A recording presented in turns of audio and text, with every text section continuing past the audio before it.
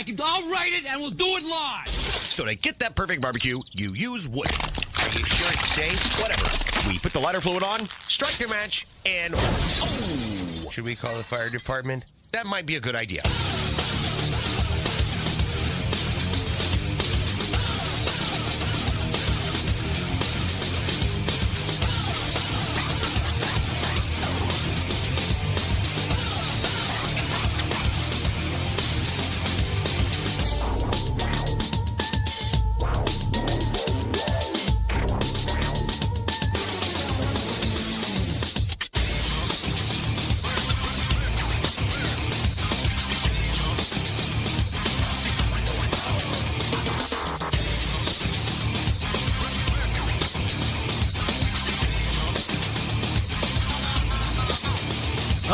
Good evening and welcome to the really big Barbecue Central show. This is the show that talks about all things that are important to the world of barbecue and grilling.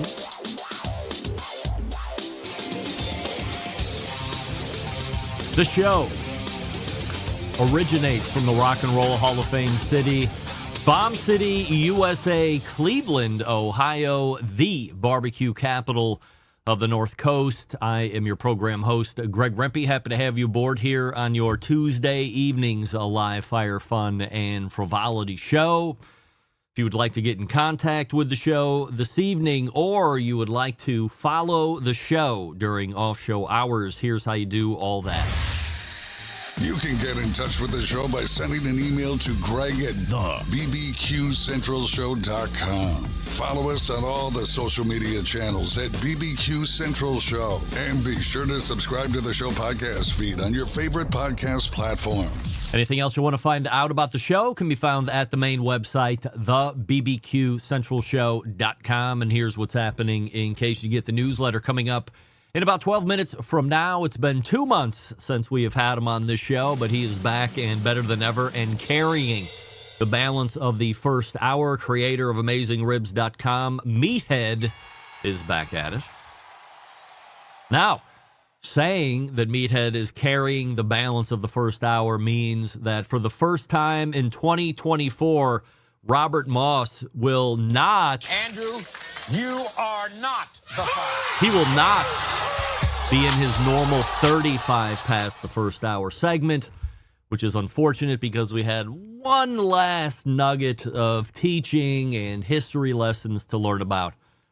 We'll push that over into the new year 2025 before we talk about a whole bunch of new stuff. But Robert Moss, an absolute gem of a guest all of 2024. If you missed any of his monthly segments, do not wait. Go back and listen to them starting tomorrow. They were all spectacular, much appreciated by me, listeners of the show, anybody who likes live fire and history or all of that.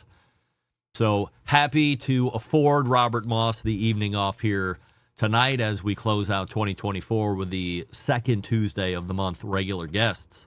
Then we'll move to the second hour. Last month, almost to the day, World Food Championships 2024 started in Indianapolis, Indiana, and joining me for a post-mortem on that is none other than our pal Mike McCloud of World Food Championships.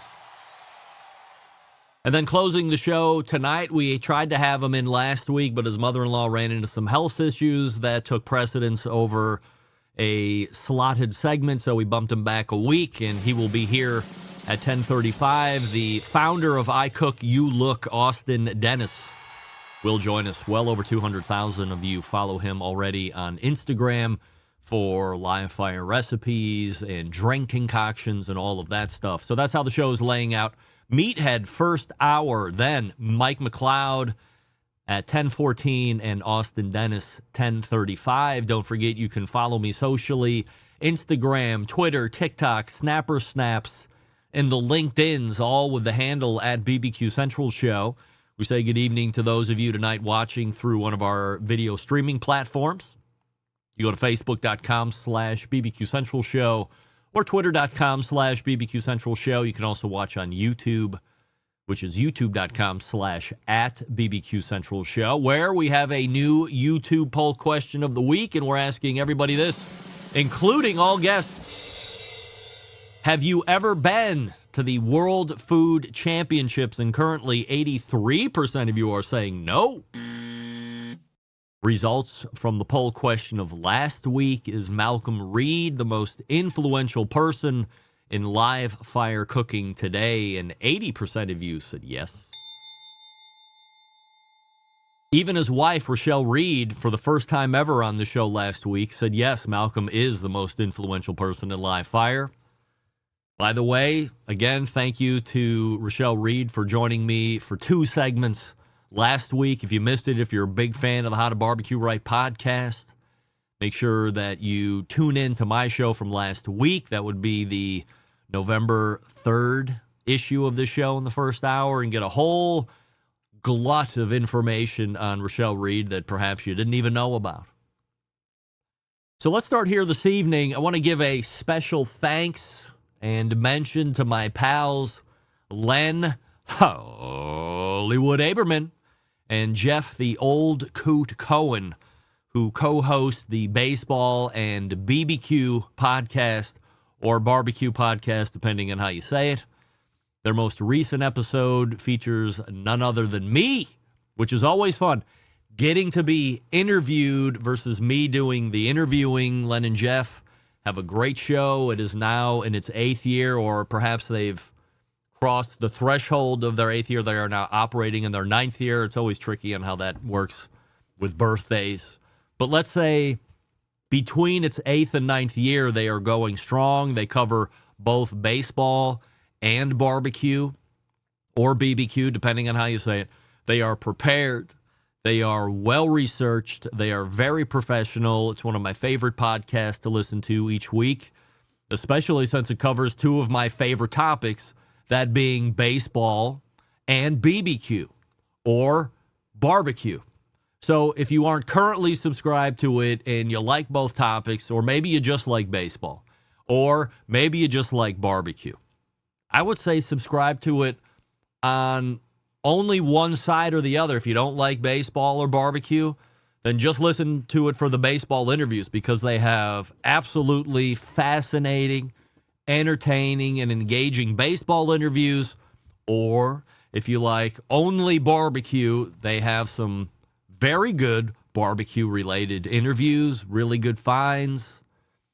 But the thing that you can count on the most is that whether it's baseball or barbecue, they are always well prepared. They are always asking great questions, and they are not softballers, not easy questions, not just looking to kiss ass.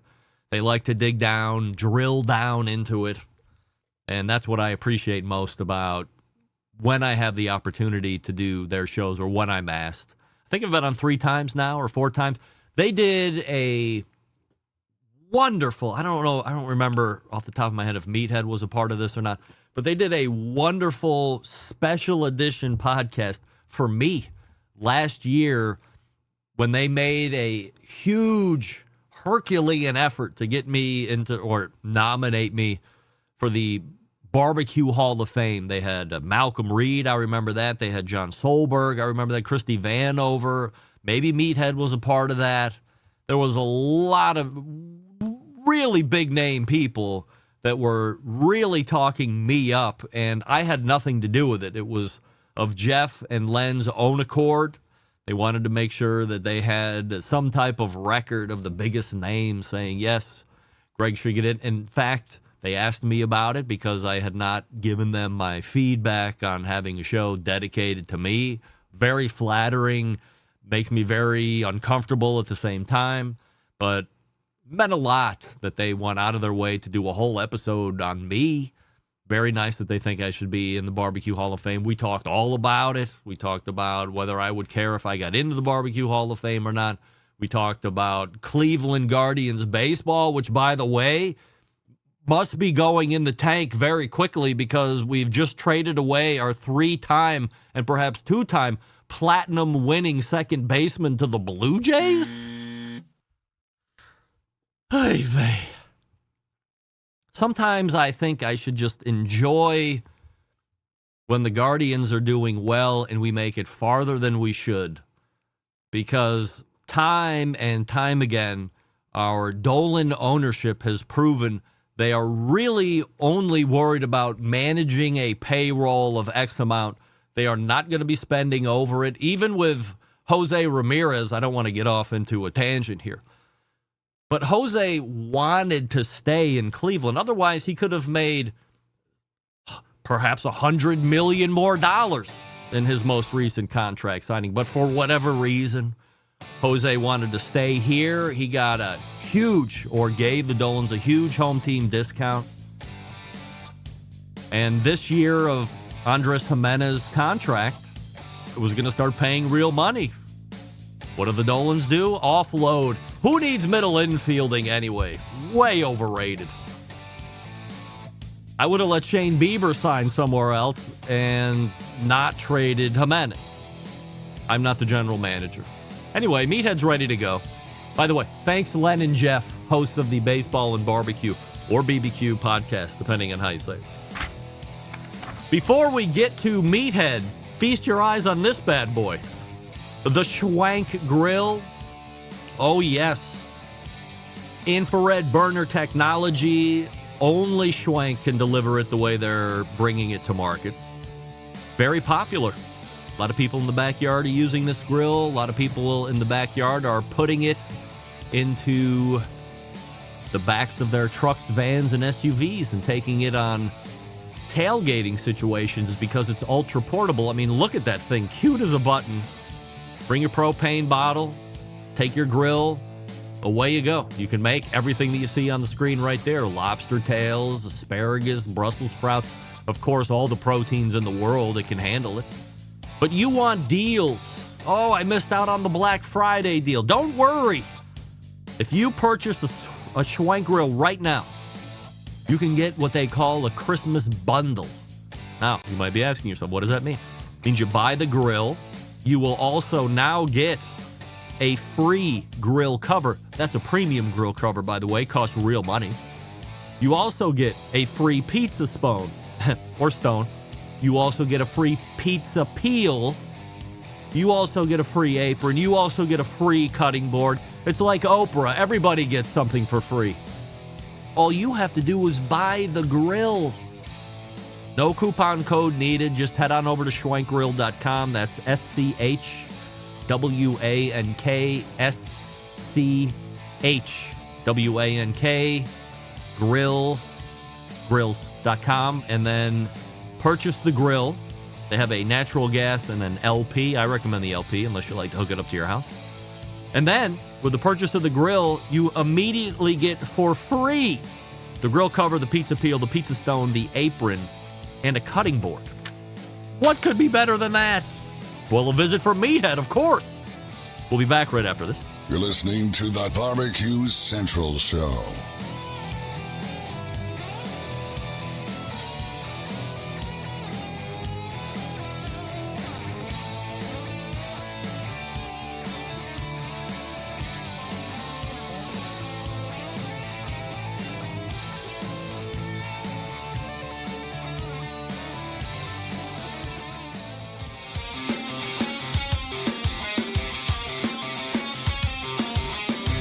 Broadcasting live from the BBQ Central Show studios in Cleveland, Ohio. You're listening to the BBQ Central Show. Once again, here's your host, Greg Rempe.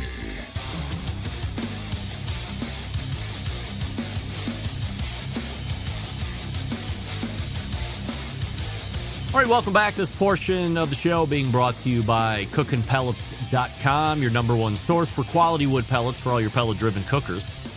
You visit cookinpellets.com to see their products, and then go to Lowe's.com or Walmart.com or Amazon.com to purchase same great products, but even better shipping rates. It's the good folks over at cookinpellets.com. My first guest tonight has done it.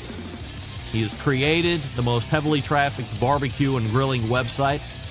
He is a best-selling author, a Barbecue Hall of Famer, and a Barbecue Central Show's guest Hall of Famer. And believe it or not, he is actually here. It's Meathead from Amazing Ribs. Meathead, it's been 2 months. Here you are. You're looking better and younger than ever. How is everything?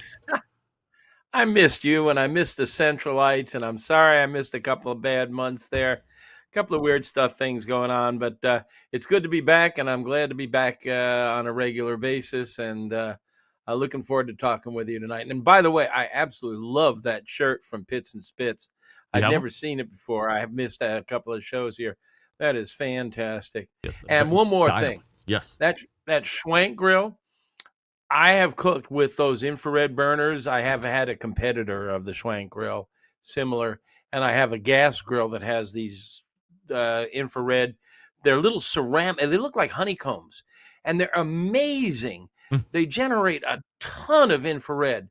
They produce more energy than charcoal. And we know charcoal is more energy than a normal gas grill, and that's why it's great for searing. These things are unmatched when it comes to searing a steak. Fantastic. I'm glad they're supporting you. Meathead, we have a YouTube poll question of the week that we're asking everybody, including all guests. So why not ask you? Have you ever been to the World Food Championships, yes or no? Yes, I was there about 5 or 6 years ago when they were down on the Gulf of Mexico coast. And it was a lot. They were in their early phases. They were like 3 or 4 years in. And it was a lot of fun. There's some really creative cooks down there. I need to get back there. I need to get down, and I learned a trick or two, and the food was fantastic. I got to judge. Cool thing. 11% of the YouTube voting public are saying, yes, they have been to the World Food Championships. So overwhelmingly, the answer is no. I happen to be one of those as well. It was very close this year in Indianapolis, but I had a day job engagement over that weekend in Tampa, so I couldn't go. But I could go there next year. They'll be in Indianapolis for at least the next handful of years. So looking forward to getting out there. The problem is a lot of these cooking competitions are really not set up for tourists, for viewers, for fun. I don't know how they're running it now. But they did have a setup. They had a viewing stand, an area where people could watch. It's, the real fun is, as I was able to do, is to walk amongst the cooks and, hey, what are you doing there? That kind of thing. Or taste the food. And, that's the problem with any of the competitions, KCBS, the Memphis team, the Memphis cook-offs. And that's too bad. I wish somebody would come up with a great way for the audience to get more involved. Meathead, the topic tonight is something that you have been working on for the last 478 years, which is book writing, right? How do we get a book to market? So we're going to hammer it all or at least as much as we can here over the next couple segments, because I think every so often a listener is an expert in something. It doesn't have to be just barbecue and grilling, of course. They could be aficionados or passionados in any type of subculture. There's an audience for everything. And they might say, hey, I think I could write a book. But it's great to think that. But how do you actually do that? So why not go all the way back to start from the beginning, which I think would be, when do you know you should be thinking about, I could write a book on something? Well, that's a good question. And yes, I thought that it would be fun tonight to kind of walk through the process that it takes to get a cookbook to market, but it's pretty much the same formula for anything. I mean, let's say you're a photographer or you're a geographer or something, or just you want to write a book. Well, you need to know a lot about the subject, and you need to look at the books that are out there.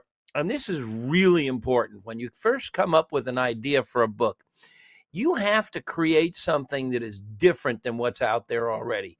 You need differentiation. The book has to be unique. I mean, my books, for instance, have a very strong science bent. And, let's see if I can get this camera to work for me here. Okay, you can see a couple of big IKEA bookshelves. Those are all barbecue books. I mean, that's incredible. I have maybe 100 or 150 barbecue books. Go to Amazon, look up barbecue books. So I had to come up with an idea that was different than everything out there. And then you have to have, and the world of publishing is a lot different today than it used to be.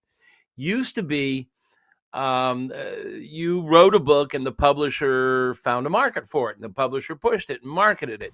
Now they want you to have what they call a platform. And in my case, it's a website. I have a platform. We have 1 to 2 million. We've had as many as 4 million people come during a month of July a couple of years ago to this website. So as you've called it, the heavily trafficked. Yeah, we got a lot of bodies moving through there, so we can promote it and we can tell people about it. Plus, we have a Pitmaster Club with 15,000 paying members. So there's a platform, and they want you to have a platform. So if you don't have a website, or if you don't have a blog, or if you don't have a store or something, they're not going to give you a lot of attention, the publishers. Now, you have two paths you can follow. You can go get a publisher. Now, I'm with HarperCollins, which is one of the top 5 publishers in the world. And, but there's a lot of smaller publishers out there. Or you can publish it yourself. Now, if you go with a major publisher, they do all the layout, the design, the cover, the marketing materials, the printing, the shipping. They sell to the bookstores, they sell to Amazon, they produce the digital images, but you only make $2 or $3 a copy. Well, my last book sold 250,000 copies, so that helped a lot.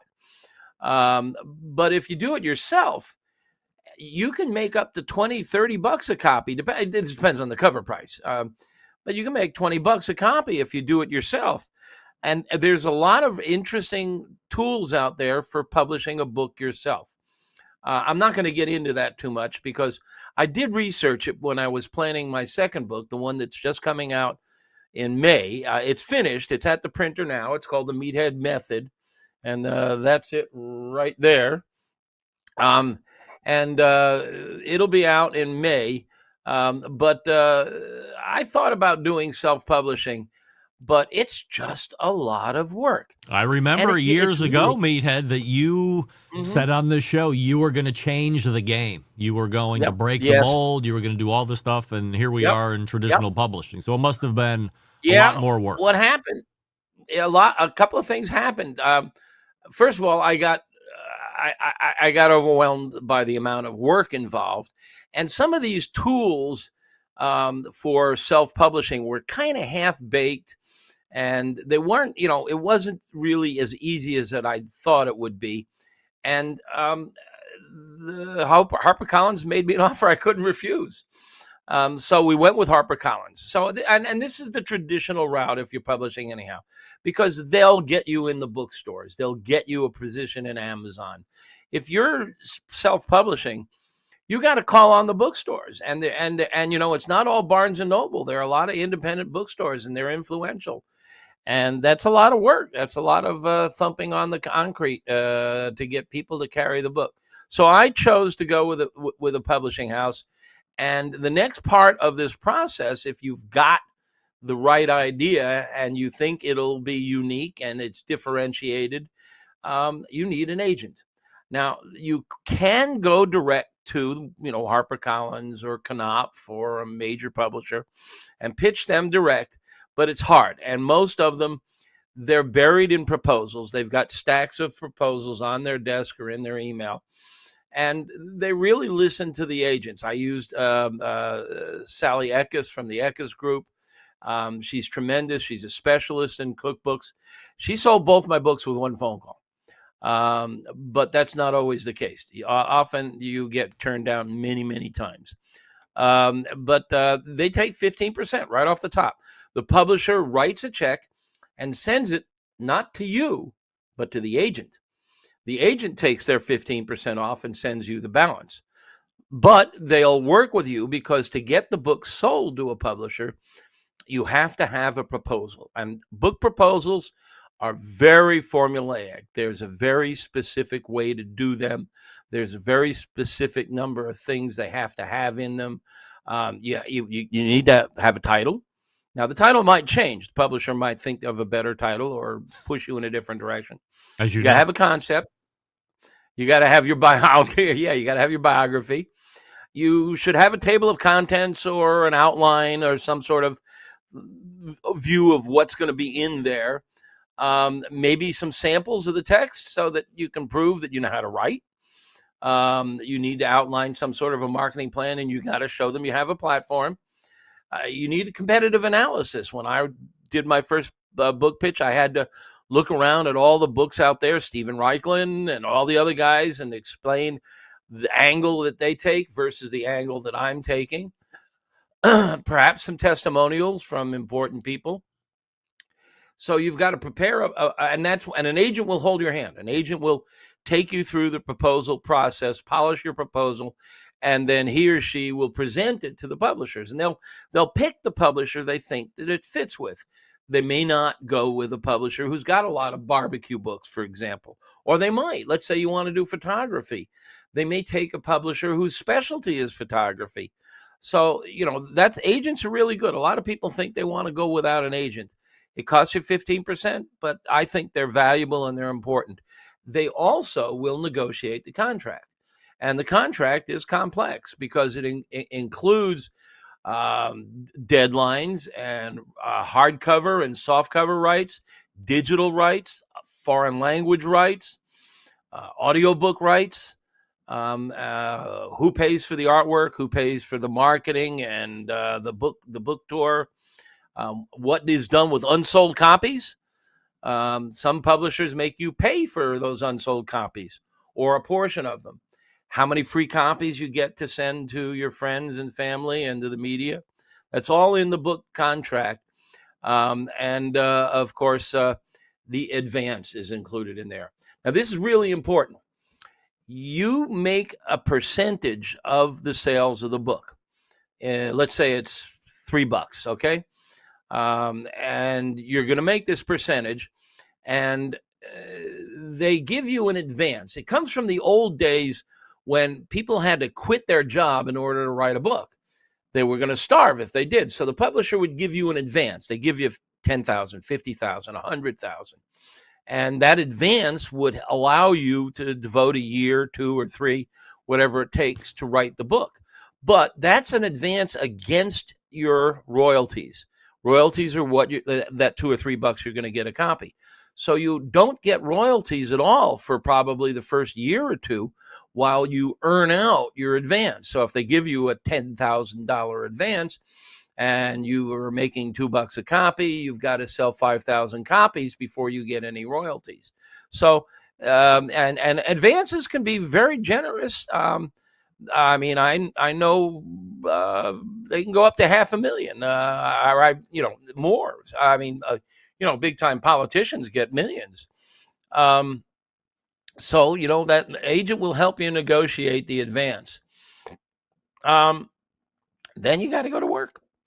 And that ain't easy. You got to set yourself a schedule.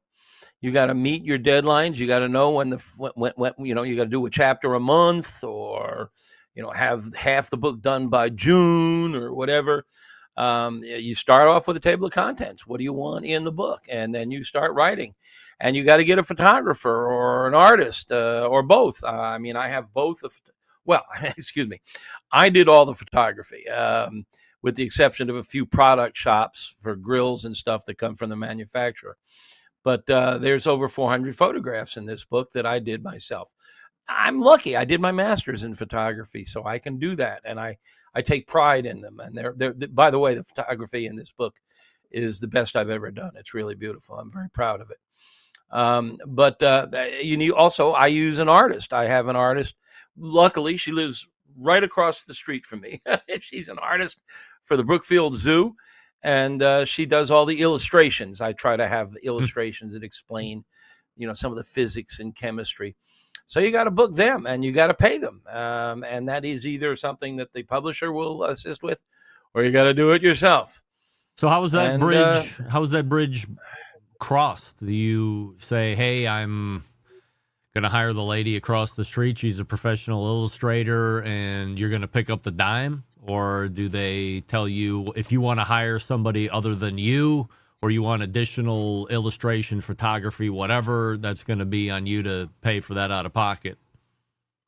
That's all negotiated in the contract. So if you think you need an artist and a photographer, then your agent will say, okay, in addition to the advance, we need $50,000 for the photographer and $5,000 for the artist, or something like that. And then it goes back and forth. Well, we're not paying $50,000 for a photographer. We'll give you 25. I mean, I just went through that with the PR. The book is finished. It's at the printer. We're starting now to plan marketing, and the book publisher is paying $5,000 of the expense of the publicist, and I'm paying $19,000. I'm paying $19,000 for the public relations agent. Why wouldn't they pay for it? They want book sales, right? They do. I mean, that's just the way it negotiated out. They gave me a pretty generous advance, and their answer was, take it out of your advance. Yeah, but they can't do. I mean, your advance, aside from working, should be a reward. They've hired or they've contracted a expert. They've contracted somebody that can move 250,000 books the last time around. Certainly, that's past performance isn't indicative of future results, but I think it's a pretty good idea that the book is going to do pretty well. So it's a little ludicrous to say, here's $750,000, and oh, by the way, every time you go ask for something, you got to pay it out of this advance. Then it's not so great because you're eating out of it. Next time, I'll let you negotiate my contract. Of course, it's ridiculous. I've said that for years. It was give and take, and I have a good relationship with them. And I started at the outset here saying the world of publishing has changed. It used to be all of that was the publisher's responsibility. They did all the sales and marketing and everything. It's not true anymore. They want you to have a platform, and I'm going to end up. We're planning the book tour now, and I'm not still sure how much they're going to kick in on the book tour. I'm going to probably go visit places like Seattle and Portland and San Francisco and LA. Does it pay? Like, does that pay off though? Like, you're gonna do all this stuff. This is something I'm really questioning.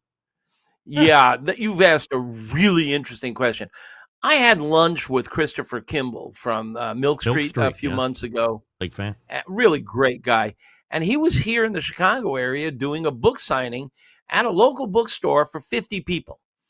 And he probably sold 40 copies of the book. And the question is it worth you to fly here from Boston, take a hotel, get a cab to the bookstore, spend an evening, do your song and dance, sign a bunch of books, and then go home? And he says it is because there's ripples that go out from it. And of course, you make friends with the bookstore, so they carry the book, and when it runs out, they reorder. I'm not absolutely convinced, and we're starting to work this through. I'm 75 years old now. What? And I don't. You don't look a day over 71. Thank you. I don't feel like spending. I swore to my wife last year I was not going to lose another summer. That she's a master gardener. I want to play in the garden with her. I want to hang around the house and cook, and I want to go to Paris and more than I want to go to Portland. And so we're negotiating. We'll see. But there are some great bookstores. There are culinary bookstores out there now, so I want to visit a few of those. We'll see. We're working on that now. This is where the book was finished. It was at the last edits. There's 3 steps of editing. First of all, I send it to what I call first readers. Wait, there are about a half a dozen people whom I really let's save that for after the break. Yeah, sure. I do want to say, from a business perspective, I don't know how much a plane ticket costs to Portland if you're there for a day or two. So let's say hotel on top of that, and then you're going to be eating unless they take you out. If you're selling 40 books times $3 is $120. Allow me to flex my multiplication skills right off the top of my head. I don't see where that pays off. Even if you sell 20 more books, that's 60 books at $3 a pop. It's $180. You barely covered your hotel. So but maybe while I'm there, I visit the morning show on the local TV station. All right. Maybe in the audience, the audience of the 40 people is a blogger or somebody who writes for the local newspaper. You just, I mean, but I tell you, the last book, I did a lot of radio interviews. Yeah. And I think they're much more effective. I can sit right here. Thanks to you, I have a good microphone. You're welcome. And I can talk, as you know, and we'll do radio interviews as much as possible. And so we'll see. All right. Stand by. We'll come right back to you. It's Meathead from AmazingRibs.com. We're talking all about books.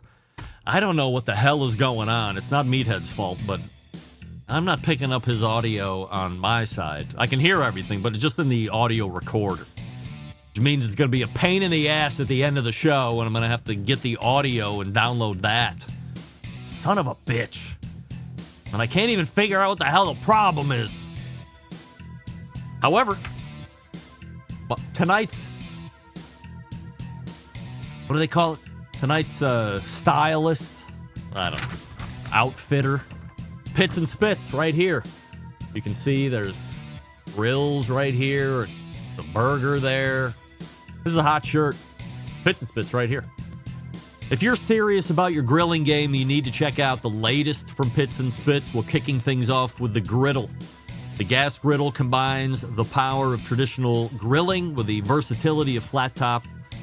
Engineered with precision, crafted from top quality materials, the versatile griddle is set to revolutionize your outdoor cooking experience. Constructed of 304 marine-grade stainless steel and a fully welded design, the griddle comes with 4 burners to accurately manage your heat zones and get blistering hot with 80,000 BTUs. Made with the Pits and Spits signature quality, it's going to last for generations. Now, if you're building an outdoor kitchen, you have to check out the built-in pellet grill. Designed for the discerning grill master who demands top-tier performance, the grill is the masterpiece and centerpiece of any serious outdoor kitchen. From low and slow smoking to high heat searing, this grill can handle it all. Brisket, ribs, pizzas, veggies, you name it, this grill can cook it. With Pits and Spits legendary craftsmanship, you can be confident it's built to last with stainless steel construction and a design that's reliable as it is versatile. So if you're ready to take your cooking to the next level, head on over to pitsandspits.com/BBQ Central. That's pitsandspits.com/BBQ Central and use promo code BBQ Central for a free spice pack with orders of $500 or more. We're back with Meathead right after this. Stick around. We'll be right back. You're listening to the BBQ Central Show.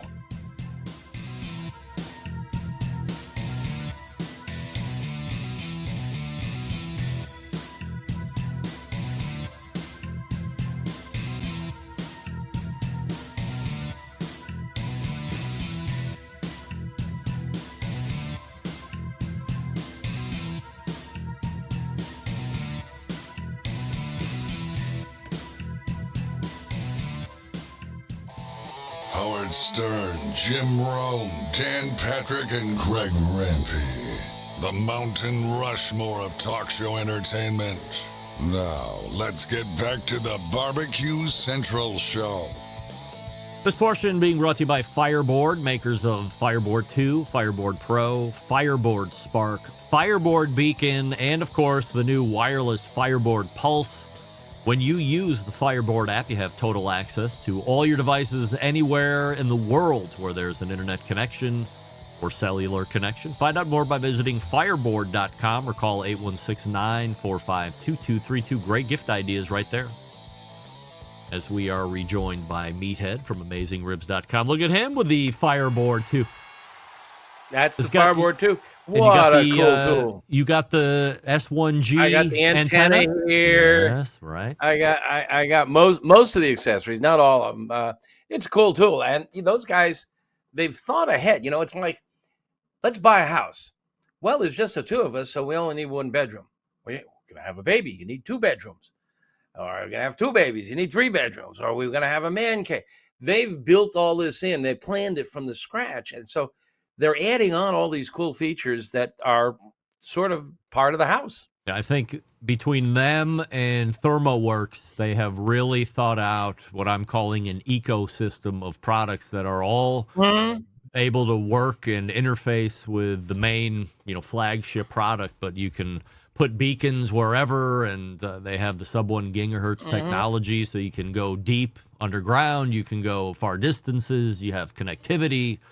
I mean, they're really doing a bang up job and rating highly across the bunch of places that aren't bought and paid for. They just work.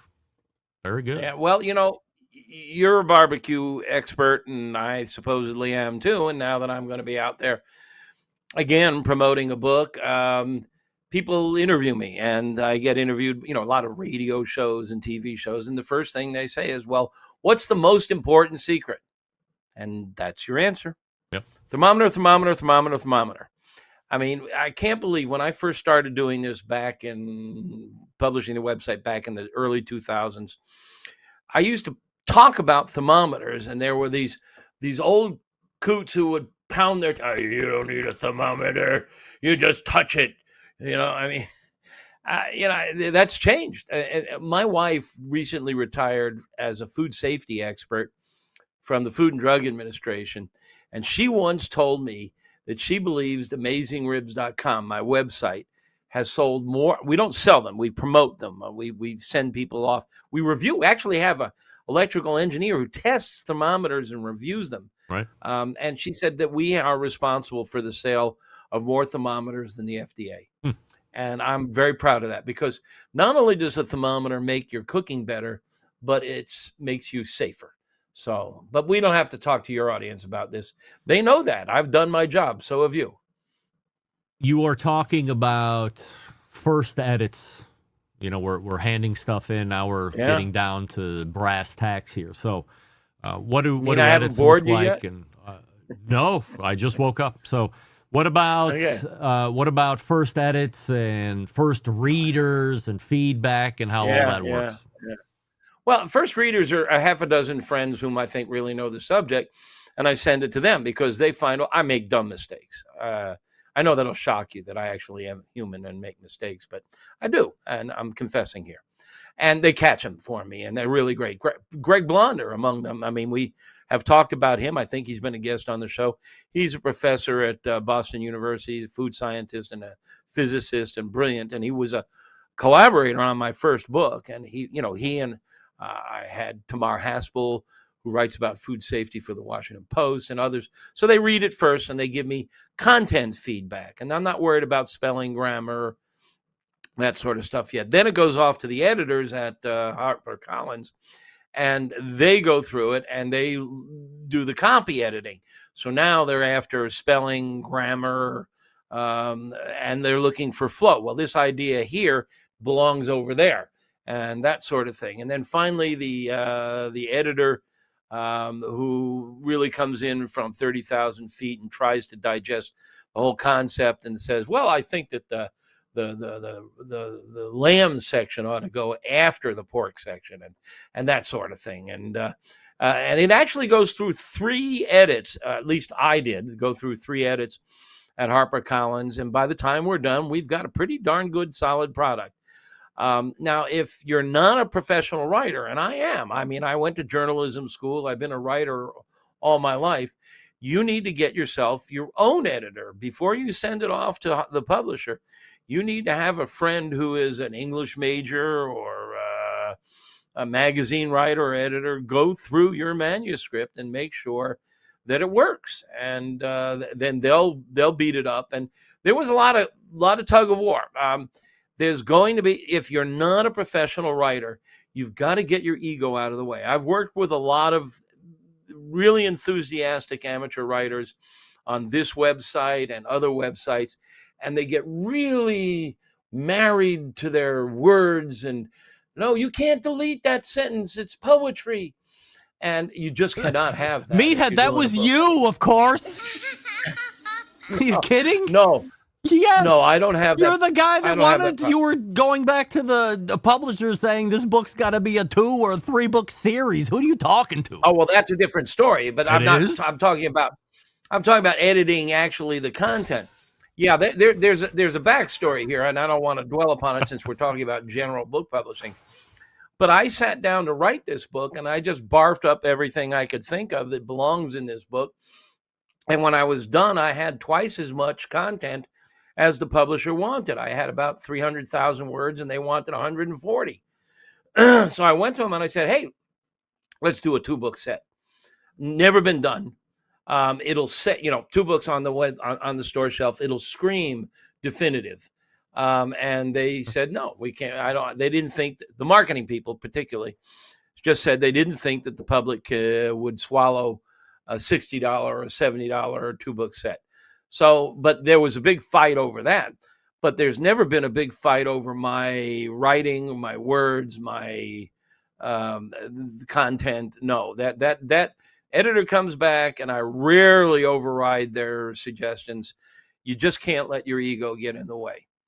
But I now have about 140,000 words in a folder on my computer that, who knows, God forbid. A la book number 3. Greg, I told you, Greg, after I finished book number 1, if you ever hear of me writing a book again, come down to Chicago and shoot me.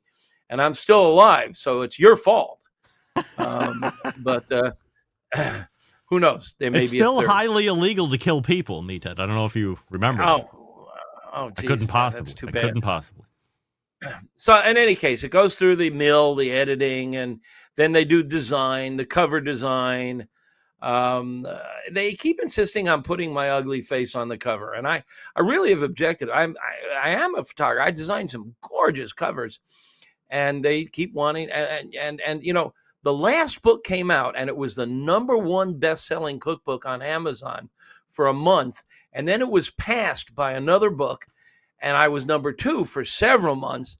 And the book that passed me was Chrissy Teigen's book, and there she is on the cover, leaning forward, unbuttoned halfway down her chest. How the hell do I beat that? So maybe you should take a hint, Meathead. Yeah, like, well, hey.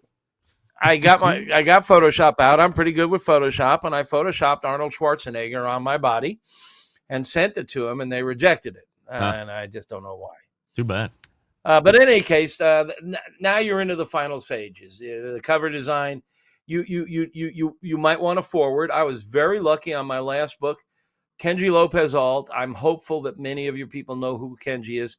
He's a brilliant cook. He's an author also. Wrote for Serious Eats, New York Times, and he's very much into food science and the chemistry and physics like I am. And he wrote a great foreword to the books. This time, I was very lucky, and you've been showing the cover on the book. I don't know if anybody noticed, but up at the top, it says Forward by Alton Brown. And what a coup that is. Alton has been a reader of my work.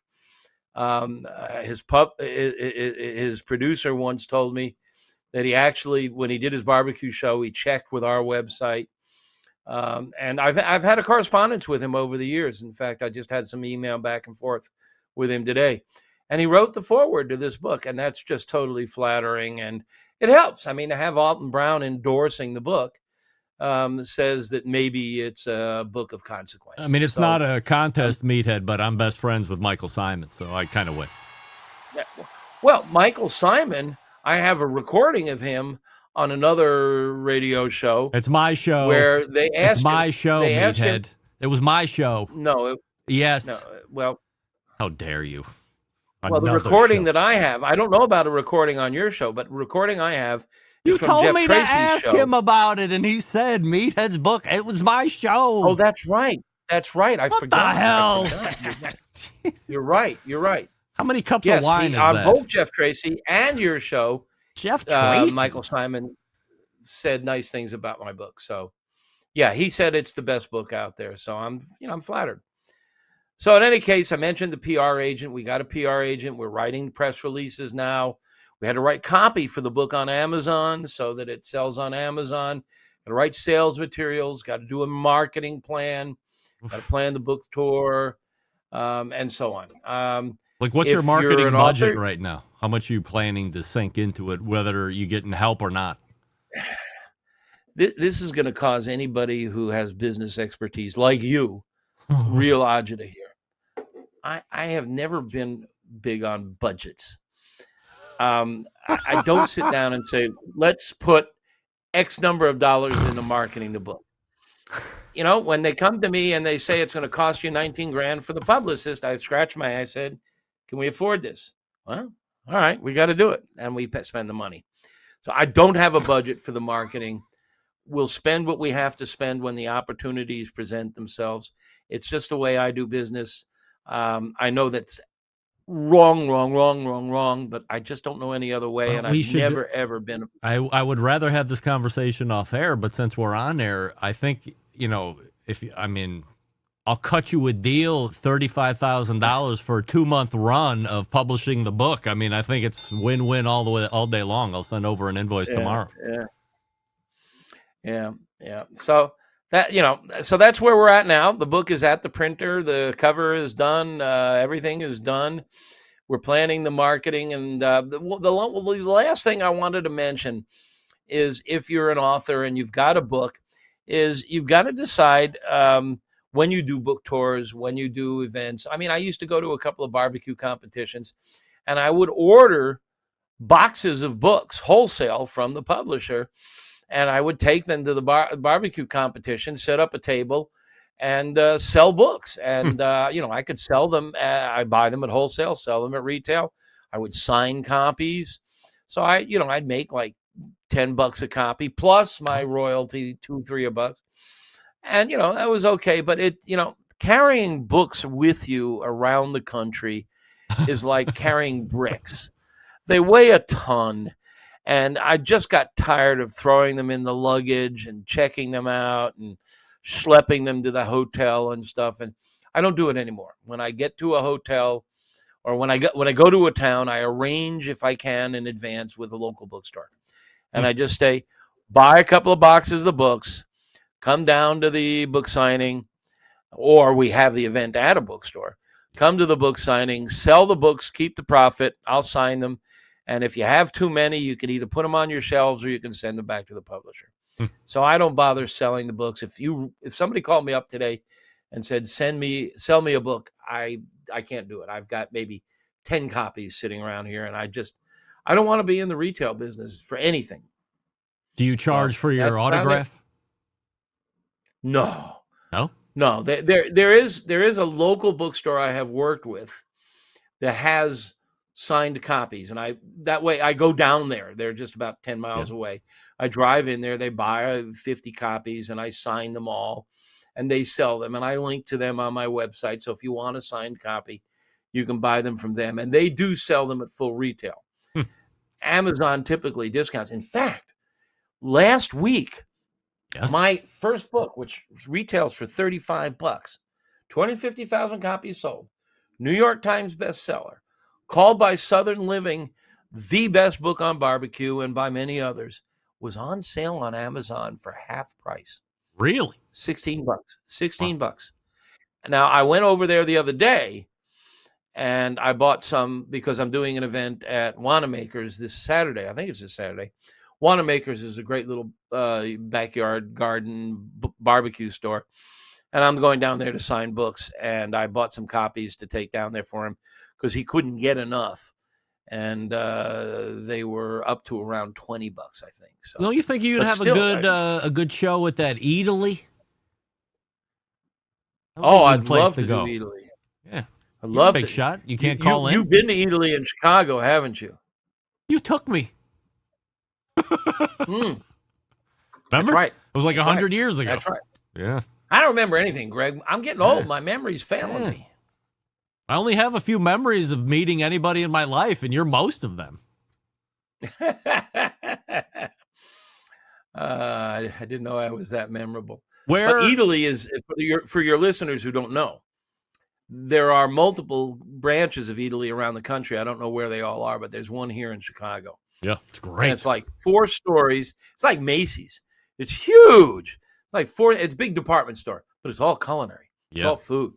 I mean, great wine department. Olive oils. I've never seen a cheese selection like we saw. Oh my God, the cheeses and the cured meats, the prosciutto and all that stuff. And you can just buy sandwiches and sit down. They have restaurants. If you ever come to Chicago on a visit, of course you want to do all the museums and all the regular touristy stuff. put Italy on your itinerary. It's just a blast. Meathead, anything coming up that we should know about before the new year or before 2024 comes to an end? Gosh, no. I mentioned I'm going to be at Wanamaker's. Let me just double check the calendar here.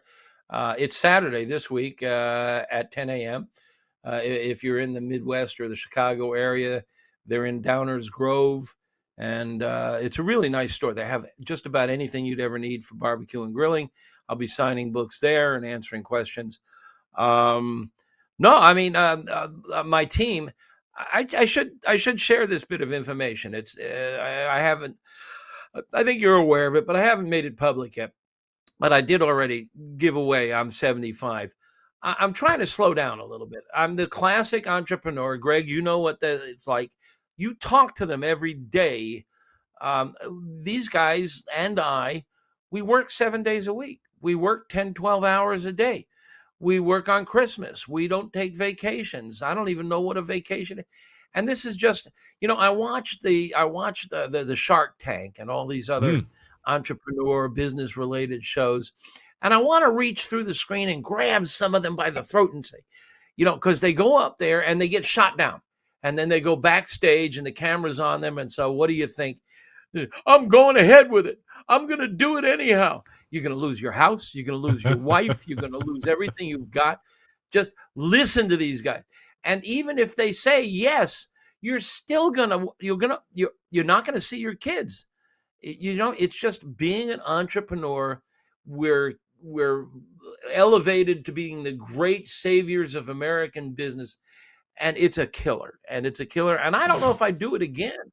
If I had to go over, I've had opportunities in my career to take a high-paying job and work 5 days a week, 9 to 5.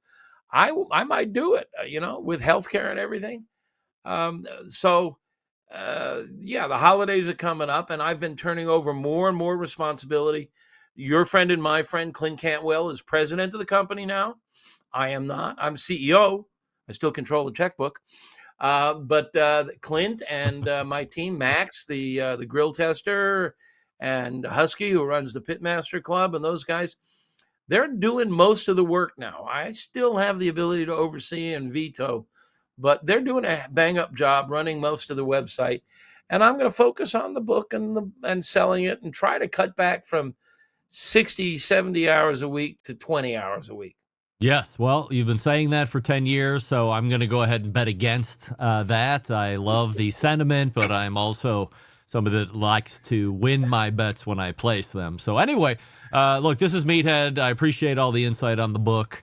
And the third book is the easiest one. It's there. It's ready to go. I would be calling that agent immediately and saying, hey, oh, by the way, let's kind of get this thing balled up and ready to package. And that'll be the easiest one, and it'll be the funnest one that we talk about in about 2 years from now when you're ready to take that one. So, Meathead, have a great holiday.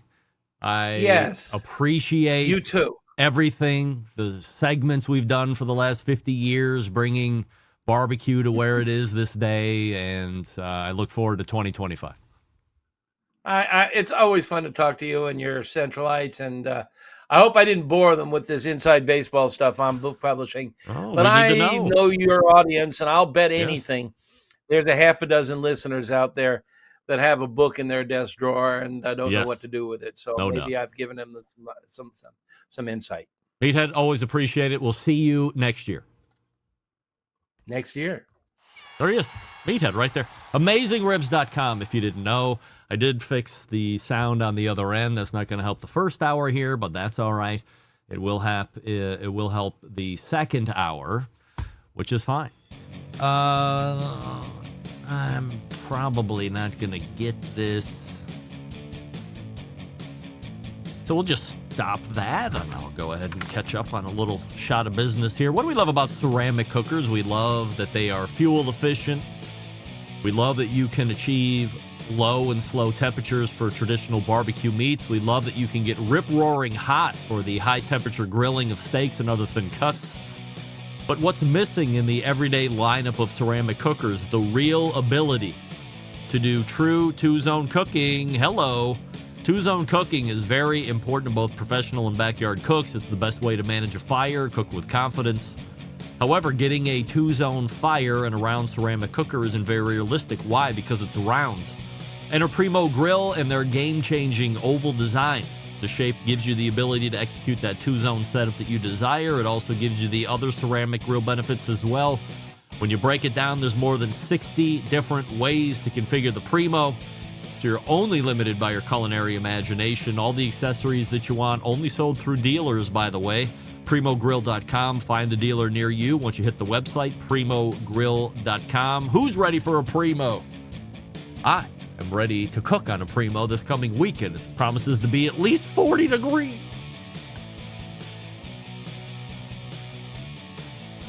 Smoking Joe, man. Look at you. How's your brother doing with that food truck of yours that's his? Where's the update? We're back to wrap the first hour right after this. Stick around. Be right back. You're listening to the BBQ Central Show. Continuing to produce incredibly mediocre content in an exceptionally professional way. You're listening and watching the BBQ Central Show. Once again, here's your host, Greg Rempe. And we thank Meathead for taking us through the first hour, talking about all things what it takes to write a book.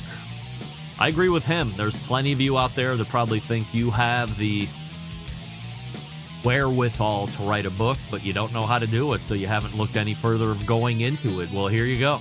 Now you've got all the different ideas and concepts and bits of information. I'm sure you could send an email to Meathead or give him a call. He'd be more than happy to continue that conversation with you as well. He's the sharer. I'll give him that. He might be 75, but he likes to share.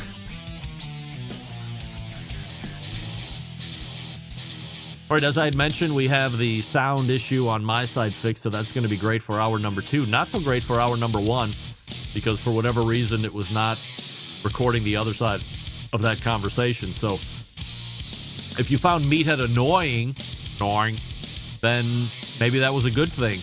But I can't have that in my audio podcast. So little tinkering after the show, but we'll get it all right. The second hour will be just fine. Refresh your libations. We are headed to that second hour. Stick around. We'll be right back.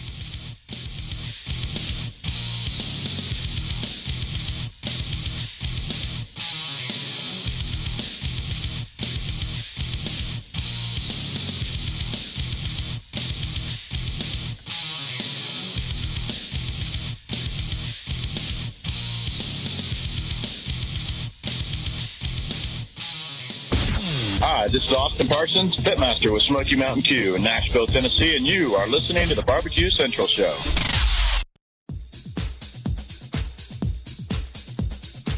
Happy to have you aboard here for the really big barbecue show. We cook because we have to, and we grill because we want to. Hit me! Fine, how you doing? You have a great show. I'm a big fan. Boing. So what seems to be the problem here? This man looks like he's dead, and he's in the crackle. Charbono! It's all about the charbono, dude! Succulent fish. What? He ate 54 wieners. Oh, listen, Lavernius, shut your face. I'm shaking like a dog shit peach seeds. We have top men working on it right now. Top men.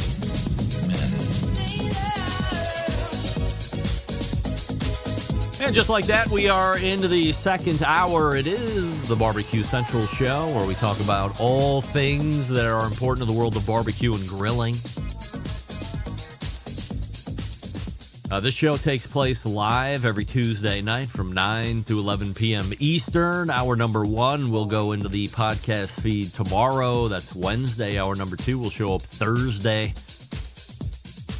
We'll talk about Friday here in a second. Barbecue Central Show comes to you live and direct from Palm City, USA, Cleveland. Still to come on the show tonight, Mike McCloud, World Food Championships, tying up the show. At the end, Austin Dennis of I Cook, You Look. say good evening to those of you watching tonight through one of our video streaming platforms. You can go to facebook.com/BBQ Central Show. You can also go to twitter.com/BBQ Central Show, or you can watch on YouTube, which is youtube.com/@BBQ Central Show, where we have a YouTube poll question of the week that we're asking everybody. Have you ever been to the World Food Championships? Currently, 89% of you are saying no, and that is a travesty. 11% of you are saying yes, as we are reaching the vote limit that we usually run to. Can pretty much guarantee that my guest in the next segment has been to not only one of them, but all of them. But we'll see what Austin Dennis has to say as he closes out the show. Coming up on the best moments of the BBQ Central Show in 10 minutes or less. Episode 363, December 10th, 2013, being featured this week is a longtime friend of the show, one of the best guys in general, not only in live fire, but cooking and life. Barbecue Bob Trudnak, Bobby T. In this segment, we talked about his 2013 competition season, and we also talked about the World Food Championships of 2013, which it was in its sophomore season at that time. Bob won the ribs category that year, and we talked all about that as well. Interestingly enough, during John's talk out of this week's show, he mentioned that Bob Trudnak is one of, if not the most undervalued people in the live fire industry. And I have to say, I'm not in a position to disagree with that statement from John. I know there are those of you who go way back with this show, way back as far as I do in the live fire industry in general, and you know what Bob has accomplished in his career through the various aspects. But there is a new generation of live fire enthusiasts who probably has no idea who Bob is. You have no idea what he's done in the industry and what he has accomplished on the competition side of things and on the business side of things. It's just a name to you. So I will agree with John on this. Bob, a highly undervalued person in regards to this whole body of work in the industry. And from a show perspective, he has been associated with the BBQ Central Show since day one, legitimately since day one. Call him on the phone. Do you want to be a guest? Yes. Do you want to be a sponsor? Yes. Not only from podcasting, but when we went live on the show, 2008, he was always a backer, always a participant, all the way back to Shotgun Fred Perkle, who originally founded the Barbecue Guru. So, long-time association there. Bob, hope you're doing well. Hope you're having a great holiday season. Look forward to catching up in 2025. Don't forget, you can subscribe to the Best Moments show by going to thebbqcentralshow.com/subscribe if you subscribe there. You also, for free, get subscribed to the Barbecue Central Show's podcast feed as well. So you get new alerts Wednesdays, Thursdays, and Friday. Don't forget, if you want to hear a past guest or segment that you think has been lost in the archives, email John, let him know you would like to hear John. That's Jon, John at thebbqcentralshow.com, and let him know what you would like to see or hear, and he'll do his best to make your dreams a reality. I do want to recognize the segment that I did with my daughter, Bobby Rempe, last weekend. I got a ton of great emails, a lot of great reaction to that segment. Many of you appreciate her professional position. Many of you really appreciate the specific position she's in, that being a nurse in a level 1 trauma center in a major city, that being Pittsburgh, and what she has already seen only months on the job. I think we're going on 6 months at this point. I agree. I have been around 26 years longer than she has in life. And she has seen things in the past 6 months I have never seen in my life, most likely will never see in my life. It takes a real certain type of person to be able to do that job, to thrive in that environment, and be able to go home and be normal. Certainly people can absorb everything that she is seeing, taking it in, compartmentalizing, whatever you call it. I don't know how you go home and be normal after seeing somebody's intestines hanging out from being stabbed 12 times or riding 100 miles on a motorcycle, 100 miles an hour on a motorcycle, and then slamming up against a garbage truck and seeing that. And these people are recovering like they're dead. So she's seen way more death than I have inside of 6 months. That's a really tough thing to be able to do. Now, will it wear on her over the years? Time will tell. But I can tell you this. She is a competitor. She likes to win. And those skills translate into this kind of person and having long-term success at these kind of jobs. Bottom line is this. As a father, I only care about her happiness. She's achieving her goals. She's doing what she wants to do. She's working where she wants to work. And she is happy. As long as she's happy, then I am too. If she's happy seeing large gauge bullet hole wounds where she works and she's happy doing that job, then I am happy as well.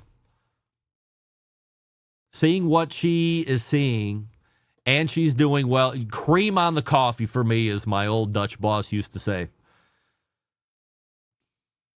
So I do want to say this, Bobby, Mom, and I, super proud of you. By the way, it shouldn't even matter if Mom and I are proud of you or not. It's your life. You are living the life that you want to do, doing your thing, but we are proud of you to see how you have evolved over these last handful of years, getting through college, getting into the work scene, seeing what you're seeing. We're excited to see what the next years hold, without question. And thanks again for doing the segment last week. If you missed it, you got to go get it. It's the 10:35 segment, or the second interview portion of the second hour, or however you want to call it. Get a little whining in my ears. Must have it turned up a little bit. So seeing what she's seen and thriving the way she's thriving, very excited, very proud parent. But again, it doesn't matter if I'm happy or not. If she's happy, then I'm happy. That's all that matters. So if you missed that segment, go grab it. It's in the show last week. That would be the December 3rd segment at the 10:35 live in studio. She was home for a Cavs game, which they did win. That's right. So Cavs having a great season. Really love it. All right, let's go ahead and jump out here while we have some time. Get back on the clock since we ran over a little bit from that first hour. Mike McCloud is in the green room. Through no fault of Mike's, as the gear just showed up today. It was supposed to be there yesterday. United States Postal Service.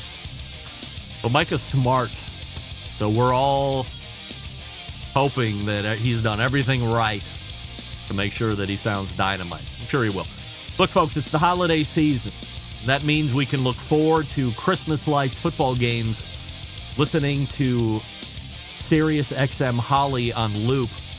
And it's time again to dust off those old box of family recipes. There might be a few that you can still read. The fun is just beginning. This year, your friends at Franklin BBQ are here to tell you that it doesn't just have to be chestnuts roasting on an open fire. You can be the luckiest person alive and listen to that beautiful crackle of post oak heating in the firebox and a brand new Franklin BBQ pit. From now through the end of the year, enjoy $250 off the price of an offset smoker designed by famed pitmaster Aaron Franklin, specifically for your backyard. You may know Aaron as being the award-winning restaurant owner in Austin from his best-selling cookbooks, maybe his masterclass series, his rock and roll band. But did you know that since 2020, he's been helping folks master the craft of barbecue all across the country on his heirloom quality Franklin BBQ pits? Yes, indeed he has. Designed and built to be second to none. The Franklin pit made with USA quarter-inch American-made steel. Every Franklin pit is a thing of beauty, unique unto itself with natural markings and its own badge number. Its masterful design and thickness. Steel guarantees professional-grade heat retention.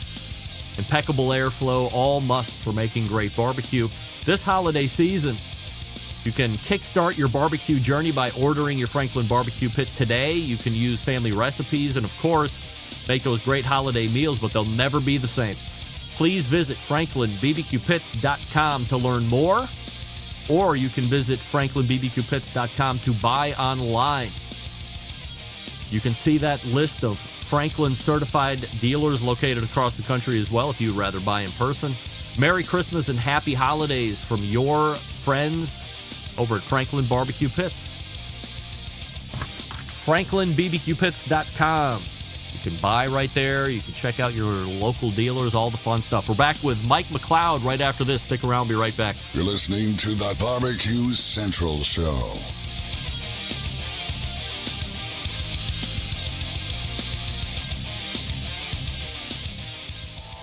Howard Stern, Jim Rome, Dan Patrick, and Greg Rempe. The Mountain Rushmore of talk show entertainment. Now, let's get back to the Barbecue Central Show. All right, welcome back. This portion of the show being brought to you by Pit Barrel Cooker, the most unbelievable outdoor cooking device on the planet. Currently available in 3 sizes with a host of accessories. Doesn't matter if you're a beginner or professional. It's just a cooker you should be adding to your arsenal, especially this holiday season. Visit pitbarrelcooker.com and tell them the Barbecue Central Show sent you. Leading off the second hour tonight, the creator of World Food Championships. About a month ago, the 2024 World Food Championships took place, and it was done in a completely new location, that being Indianapolis, Indiana. Here for a recap, our friend, a newly minted 2024 Barbecue Central Show's guest Hall of Famer as well, Mike McCloud. Mike, we have a YouTube poll question. Okay. I think the sound is coming through headphones, Mike. Yeah, I'm not sure I connected correctly. Does Are that the revoke are the headphones in the no, never. Are the headphones in the back of the microphone? They are. All right. Let's try this.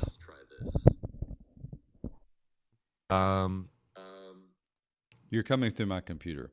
Yeah, So I know somehow that. I've messed I this know up. that because I am hearing myself talk 1 second after I stop talking. Let's try this. If you go to the little gear cog wheel and make sure the mic is picked and then hit reconnect. Let's try that first. Never know what happens here. This was a calculated risk on our part. Forgive us. Forgive me. How about now? I can hear Darn you. it.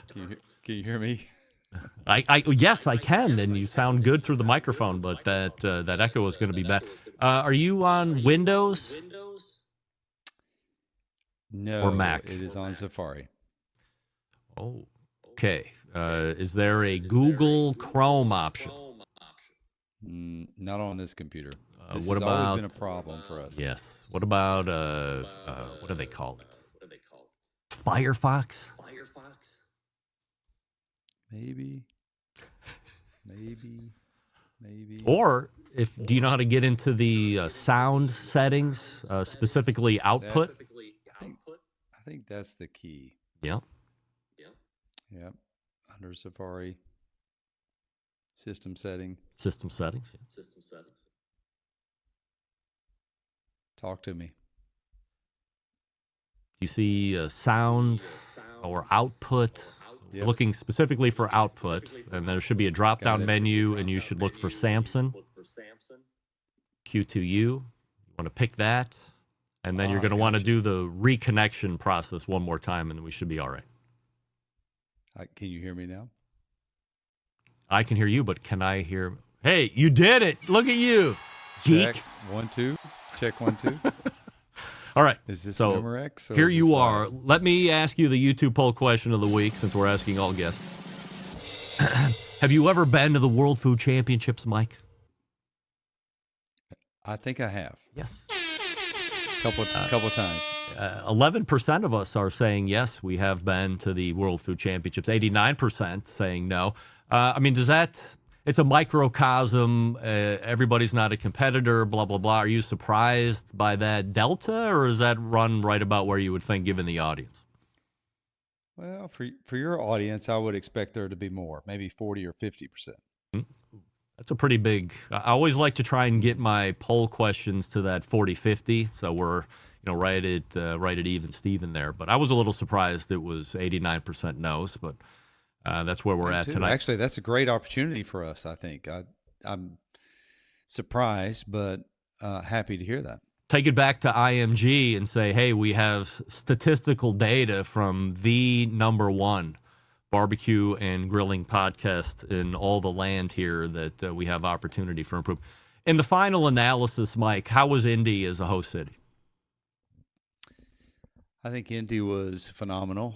We as far as a city and a community to come out and support food sport, to support World Food Championships, to support competitors in this arena. I think it was fantastic. We had more attendees on Saturday and Sunday than we have in the past 4 or 5 days of the competition. So from a city host perspective, it was exactly what we hoped it would be. Attendees, is that equal to audience? Like people just coming in, yes. Foot traffic? Wow. Yes. What are you benchmarking as successful attendees at any World Food Championships, and how has that ebbed and flowed over the years? Well, I think most event promoters are always trying to get enough attendees to make the balance sheet work, number one. And then number two, you're trying to get volume in a way that you can share that with sponsors going forward as a reason to be at your event. So for those of us who've been in the business for a long time, what you also have to take into consideration is capacity. What is the capacity of the venue that you're at? And our venue in Indy probably was maxed out at about 5,000 people at any given time. And there were a couple of times on Saturday that we thought we were going to have a fire marshal issue because we were really close to that capacity. And over the course of about 8 hours of the event, it ebbed and flowed. So we can count a lot more than 5,000 because we know how many people came through the gate, and we know that people were leaving and people were coming in. There was a replacement strategy that allows your numbers to go beyond what the capacity was. But there were a couple of times that we really thought, oh, do we need to close the gates right now? Because we've got more people in here than the fire marshal wants. So for me, that's an awesome situation. I love the concept of saying, we're full, you can't come in, you can wait for an hour. We didn't quite have to pull that trigger, but we got close a couple of times. Is this the most well attended from a foot traffic standpoint, World Food Championships? I think it's the most attended event since Orange Beach. We really had great attendance in Orange Beach all 3 years that we were there. The problem for us at the time was that we were wanting to practically go global, and there was some limitations on how to get to Orange Beach. There was some perception issues, right or wrong, that we thought limited our attendance figures and our opportunities in Orange Beach.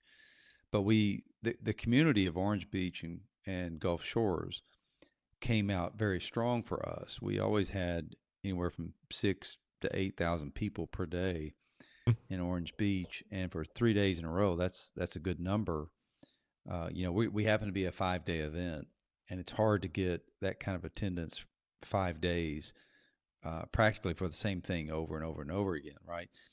If you look at 3-day, 4-day concerts, the change situation in concerts is you have a different headliner every night. And that's why you draw a different crowd or a big crowd or the same crowd over and over again. In food sport, it's really not that situation because you're starting with opening rounds, same teams, and then some of those teams make the final rounds 3 or 4 days later. So in our world, getting 6, 7, 8,000 people a day for 2 or 3 days is phenomenal.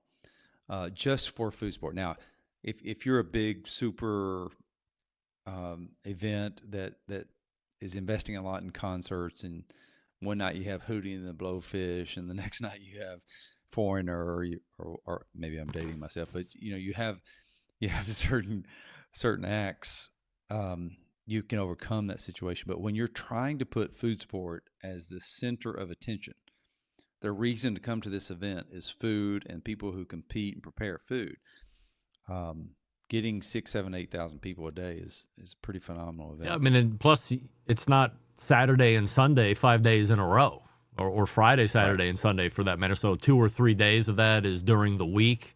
Typically, people have jobs, so if you're able to run that number through the business week, I think that's a hell of an accomplishment. And then, of course, you're going to see a spike on the weekend when people are off, and that's something they have marked on the calendar to do.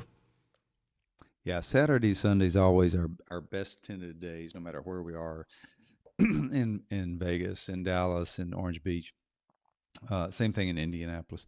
This past weekend or past event, we had Veterans Day weekend. And so Monday was a pretty heavy day for us for a typical Monday. But then we finish on Tuesday, right? So Tuesday's back to work, back to school, back to everything, and trying to get people to come out to a food event that they may have already seen Saturday or Sunday. That's a big ask, at least under our current format. Now, once we hit primetime TV, once people are trying to catch the next rising star, those things will possibly change, but at the moment, it's a big tall order to bring people out on a Tuesday or a Thursday to a food event. Where are you sitting with TV coverage or some type of a series to help take you to the next level? Pretty good. We're in final edits and feedback on a primetime show concept that should be launched in 2025. There was a lot of footage pulled from this past event in November, and we believe that that's going to be the B-roll or the background role of this new show. So we're very excited. There was a new article in Forbes.com today about us moving the pendulum some in the food sport industry, and how we're dealing with one of the major networks, one of the top 4 networks. It's not cable TV. And 2025 should be hopefully our breakout year. Could one of the streaming services be a better platform for you, or could you get easily lost in all of the other options? We believe that terrestrial TV is still the way to go, to introduce new people to our concept. Having the ability to dial up an episode whenever you want to is great, as long as people know what you are and who you are. And we're still trying to break through that clutter, right? We're still trying to tell people food sport is the new cool thing, and to do that, you've got to have massive eyeballs with, in our opinion, terrestrial TV. So we may end up with some streaming options and offshoots from the competition. I think there's particular parts of our event that become perfect streaming events, whether it's Firewoman, WFC Junior,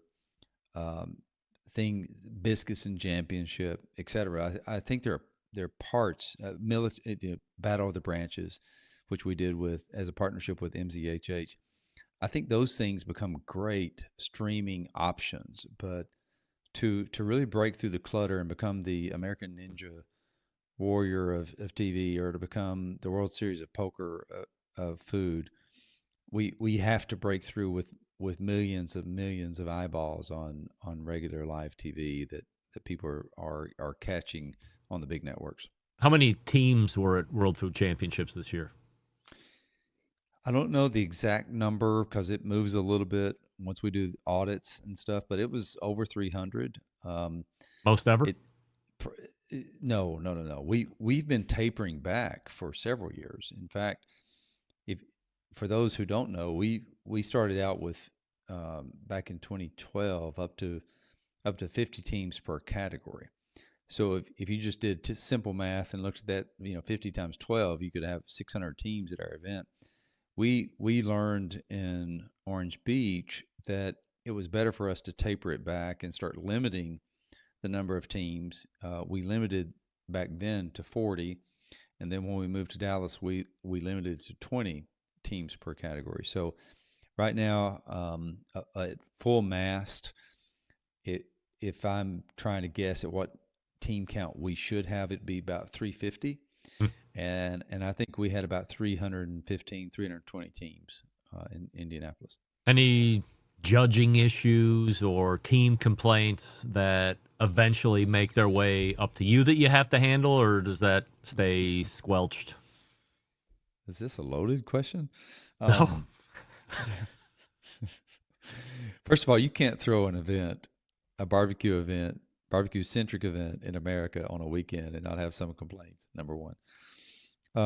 We did have a drop ball in our barbecue arena this year, and I got pulled into it once I understood what happened, and we had to make some adjustments on the fly. I think we adjusted for it pretty well on the second day, and made it possible, made it fair for teams who felt like that they weren't treated appropriately. We made amends pretty quickly, and I think if you took an honest survey of the teams involved, first of all, it was a barbecue centric thing, which might be near and dear to your heart.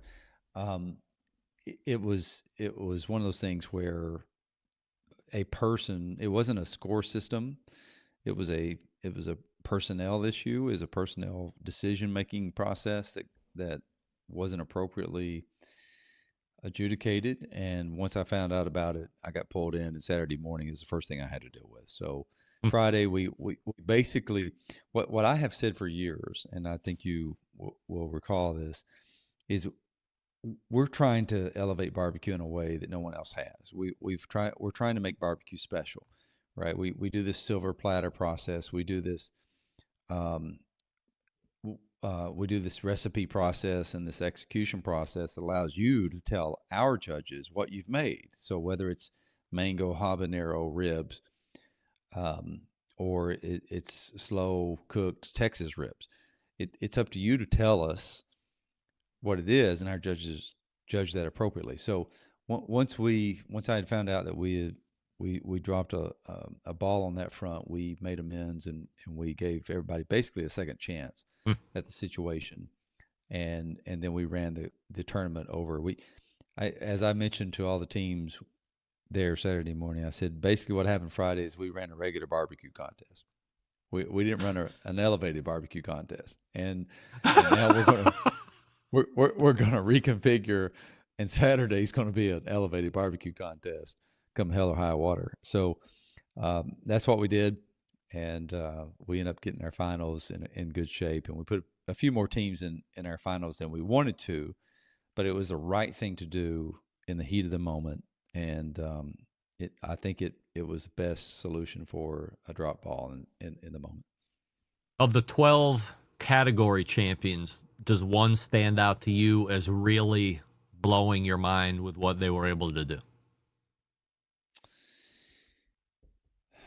That's like asking someone, what's your favorite child? Yes, but I mean, do you want me to ask you easy questions, Mike? I mean, you can do your own World Food Championship podcast for easy questions. I mean, who's blowing your mind out there?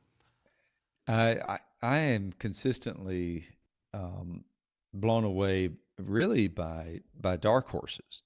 And what I mean by that is teams that come in to the system for the first time from somewhere I've never seen or someone I've never heard of, and they execute a dish within the parameters that we've established, whether it's rice, noodles, vegetarian, burger, dessert, etc. I'm always kind of blown away by the people who end up in the top 5 teams, top 10 teams, that I've never heard of. It's kind of hard after 15, 20 years of being in this industry to really be blown away by a particular category. It's usually just being surprised by who's accomplishing an incredible dish in a category.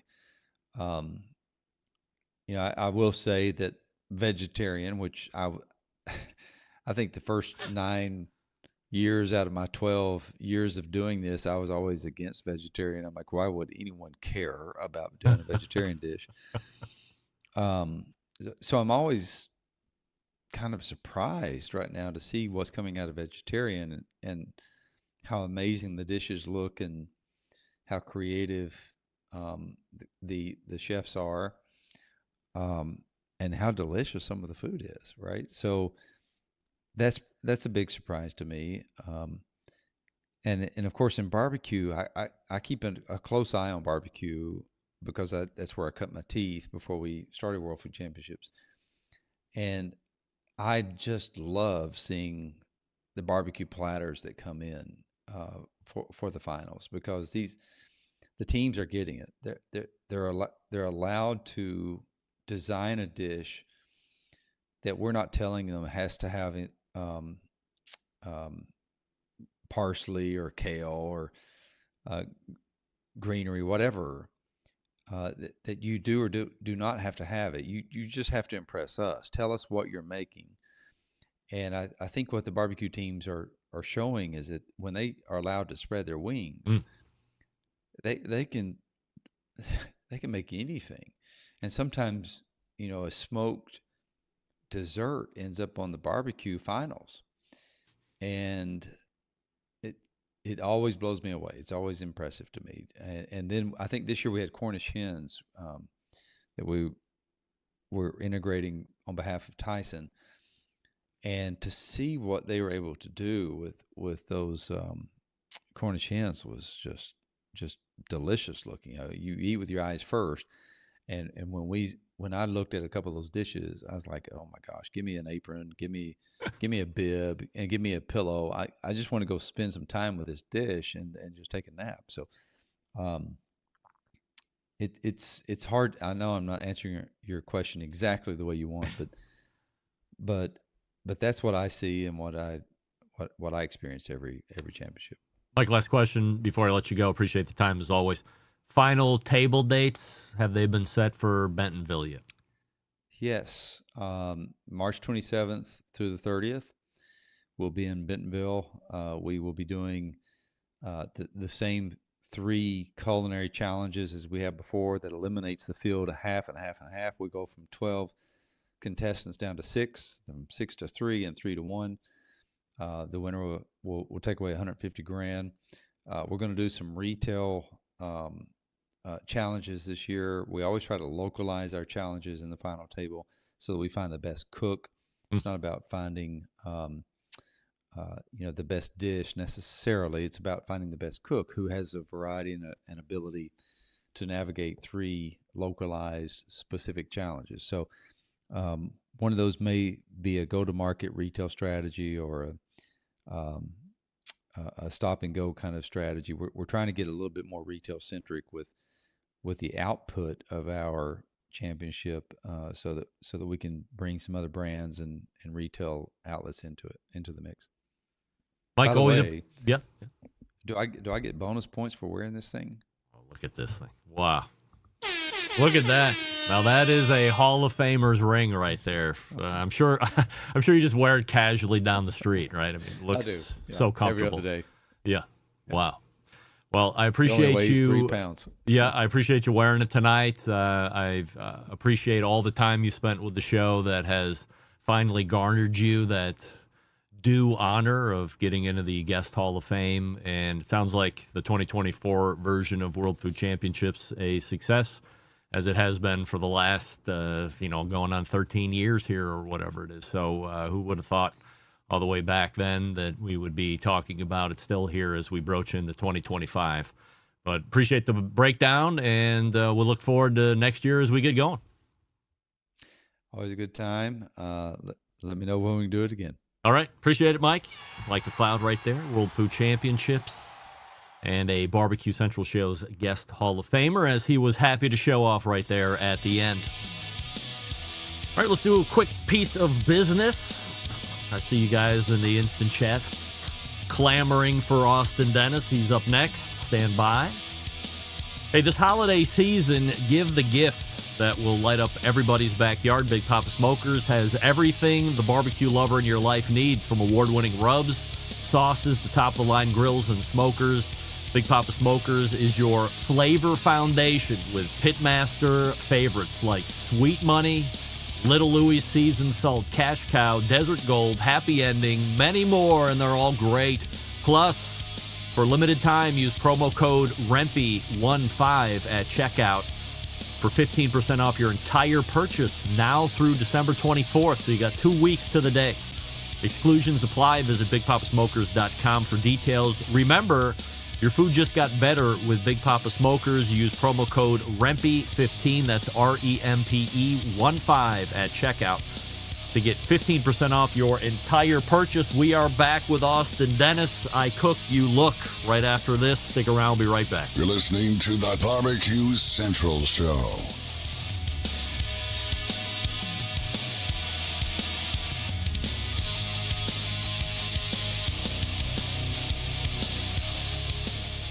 Whole packers, full racks, legs and thighs, injecting butts. If you've never heard this before, you might think you found the best XXX show ever.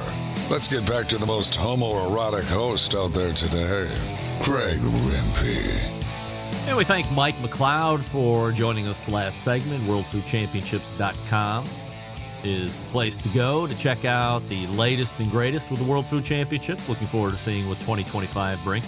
Helping me close the show tonight, one of the hottest Instagram live fire cooks out there today. Over 270,000 of you agree and are following him for great food and drink recipes. Tonight we learned about him, what he likes to cook on, and what holiday suggestions he might have. We race to the hotline and welcome in first-time guest Austin Dennis to the show. Austin, appreciate you making time here this evening. We have a YouTube poll question of the week that we're asking everybody, including all guests, which is this: have you ever been to the World Food Championships? Yes or no? I have never been to the World Food Championships. All right, so you are part of that 90% that have never been to the World Food Championships, which means 10% of the folks have. I have not been part of the World Food Championships yet, but they're very close over in Indianapolis. That's like, let's say, 5-hour drive for me, but the day job called me away from this past month, or last month's 2024 version, but we'll look at 2025. Quick background, first time on the show, so quick background on you personally, professionally, where you're headquartered, then we'll dig into the live fire from there. Yep, located right outside of Baton Rouge, Louisiana. I've been cooking all my life. Moved down here from Alabama in 2013. Worked in the oil and gas field for a while. Always liked to cook. Did a couple of events for tornadoes and stuff, things that hit my hometown and different events, just, volunteer events. And I told my wife, I remember about 2 years ago, I said, I want to share my experiences on social media. And she kind of looked at me with big eyes like, what are you talking about? And just kind of been going with it. And it all kind of just worked itself out. But it wasn't easy, to say the least. But we've been just riding the wave. Just do what you can, evolve with the trends, learn from who you can, find some good networks, find some good people, and figure it out. I had Rochelle Reed on the show last week, and I asked her kind of a stereotypical question. Maybe the people from the North aren't necessarily known to have a steeped cooking tradition. And I said, is it bad or wrong of me to think that people from the South at a young age are drug into the kitchen, and mom or grandma or both are saying, Austin, you're going to learn this recipe and this one's a secret, never tell anybody? Is that more reality or is that more fiction? I think everybody's experience is unique, but I think for me, my dad was always outside grilling. That's what he gravitated to. So I was by the grill, and I listened to the episode last week with Shell, and she was talking about people that would make like those gallon drum smokers on the side of the road you buy for like $250, and it lasts for about 2 years. Nobody ever covers them. They're covered in rust. They rot out, and then you buy another one for $250 or whatever the case is. And I was always outside with my dad grilling. My mom could cook, but I was a grill guy, and I've just kind of evolved as I've learned cooking over the years. And being from Alabama, learning barbecue, long smokes on an offset smoker, whatever the case is. And then you move to Louisiana, and then you're kind of baptized by fire because they don't care about barbecue.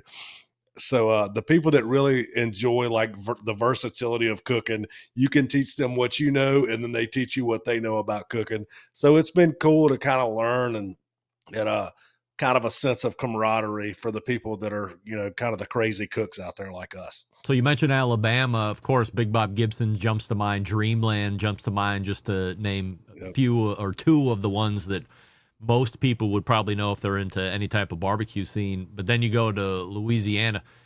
You say nobody cares. I mean, is there a style of barbecue in Louisiana, or is it just not in existence? I wouldn't say there's not a style. There are some good barbecue restaurants, but it's very few and far between. Like any mom and pop in Alabama you pop into, it looks like it's run down and it's probably not open. It's probably the best barbecue you'll ever eat in your life. In Louisiana, it's more like 2 out of 10 are going to be good. And that's cool. Like that's their niche, and that's not what their claim to fame is. It's just really, it's cool culturally to see the difference. And I mean, Alabama is only about a 5-hour drive away. When I go home to visit my family, it's not that long of a drive, but it is like going into another country when you come to Louisiana. You talk about the side of the road cookers. What are you cooking on in the backyard? What would I find in your house right now? If ideally I was cooking on a Saturday, I'm getting up at 4:00 in the morning, throwing on a 14-pound packer brisket, and we're going to cook it as long as we can. Build the bark, it's a process. You got to have a couple of beers while you're doing it, or you're not really barbecuing. But I have adapted since learning from different people that I've learned the Cajun side of cooking from down here. I have a lot of fun cooking the Cajun side of the dishes that I've learned too. So I try to be versatile, but ideally I gravitate more towards the barbecue side for sure. What kind of cookers do you have out back? Oh man, we've got an offset. We've got a couple of pellet grills, the Weber kettle, gas grill, griddles. Got 5 or 6 in the garage that I pull out when the brand says they need me to do a video. So I told my wife, I said, look, we're just not going to have a 2-car garage anymore. We're just going to put grills in there because these brands send a grill to you and they tell you to do a video or two. And then she's like, well, just give it to your buddy. And I'm like, I can't give it to my buddy because if they call back in 3 months and want to pay me to do another video. So there's a lot more grills than she's happy with, but it's just, she's learned to accept it. It's part of it. Is there one of those that you're particularly partial to from a brand aspect? I think I wouldn't say necessarily from like just the brand, the way they've handled me, but I always used for a pellet grill. I've always used Pit Boss before I ever got into social media, even dating back to like 2019. Really good cooker. If you put Traeger and Pit Boss side by side, I feel like they're built the same. I just think Pit Boss has the feature of being able to have the ability to sear a steak. They have that little removable grate. That adds a lot of value. And their price point's cheaper. Love Traeger, done some videos for Traeger too. But if I had to pick a pellet cooker, I think Pit Boss is the cream of the crop as far as I'm concerned. What about like a steak cooker? What do you think is great? You can't go wrong with a Schwank. And I've heard people tell me like, man, that's expensive. And if you've ever cooked on a Schwank, you'll understand 1,500 degrees and that grill. Look, if you're gonna have a grill at that price point, at least it's built all stainless. I can tell you this, that grill is going to outlive me. That grill is heavy duty. And, honestly, I have all these grills and I can get it close, but cooking at 1,500 degrees and the way it renders the steak down, you really can't beat it.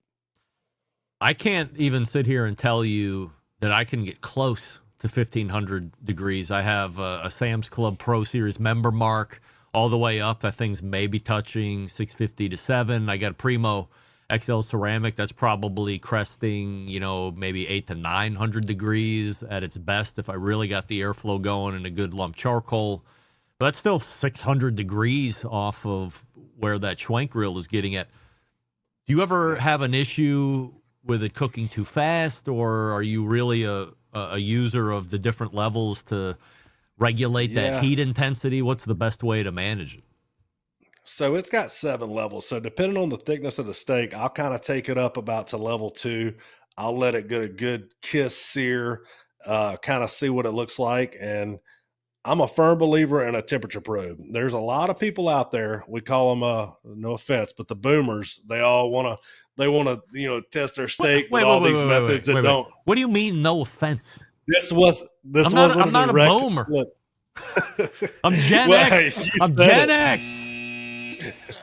My dad's a boomer. Yeah. Look, the best chefs in the world use temperature probes. So I think, taking time, and the good thing about the Schwenk is you can take it all the way down to the bottom level. And if you're worried about burning it, just check it. If it's 110 and you want to go to 127, the one thing I will say about Schwenk grills is if you want to go to like medium rare or medium, it's cooking so hot that the carryover temp is going to be a lot higher than a typical grill would be. So if you want to go to 127, I would probably pull that thing down to the bottom level at like 120, because if you don't, you might be getting a medium steak. What's something out of the box that you cook on the Schwenk? Something we wouldn't think of. I mean, we've done pizzas. We've done chicken. I mean, if you want blackened chicken, we've tenderized chicken breast, throw some blackened and season on there. It doesn't take very long, but it's really good. When do you realize Instagram is a hit? When do I? This sounds like a trivial answer, but I really, the first viral video I had, it wasn't really necessarily like something to make me feel like I made it. It was more of like, if I keep doing this, maybe maybe something can happen. So, and that almost never dies. I've seen people that had a couple of million followers during COVID and they've fallen off so hard, but a lot of people don't want to evolve. And when I say evolving, I don't mean like not being yourself and not being organically you. It's more of, this isn't the type of content people want to see. Don't change you, but change maybe your MO, like change a couple of things and see if that kind of fits what the audience is wanting. And a lot of people have failed at that. And I hope to God that's not me one day, but it's tough. It's a lot tougher than people think. Is this the full-time gig for you? It is. Wow.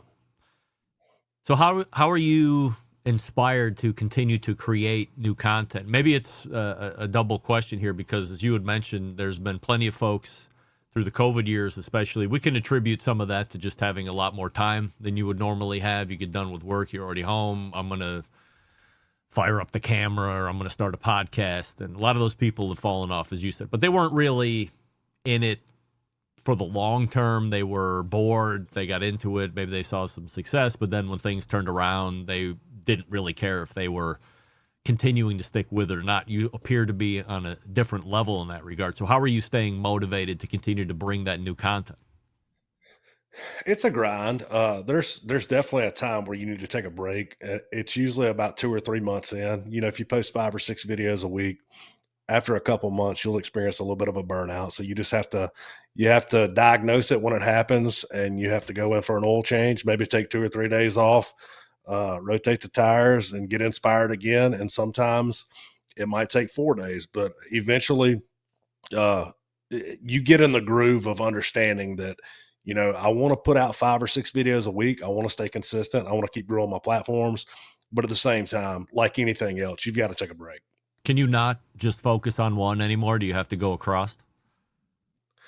Yeah. I mean, you're making the content anyway. So the way I do things is it kind of would fit. The only thing that I might not be able to post on is YouTube Shorts, just because it's limited to 60 seconds. But everything else, I mean, my typical content is between a minute and a minute and a half. So that's good for Facebook, TikTok, and Instagram. So you're already making the content. So you're good for all those platforms. But TikTok was my baby. That was where I started. That's where my biggest following is now.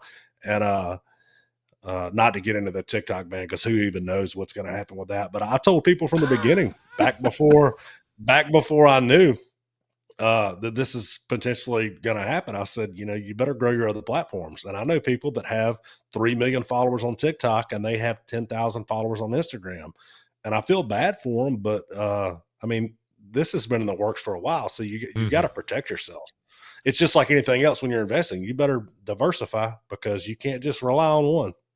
How do you make money at TikTok? Is it through views? Are you just doing partnership and you're getting money through brands? How does that work? It's a little bit of both. If you're in the creator fund, if you post over a minute long, you get qualified views. And those qualified views, there's some fine print, but it's got to be over like 4 seconds.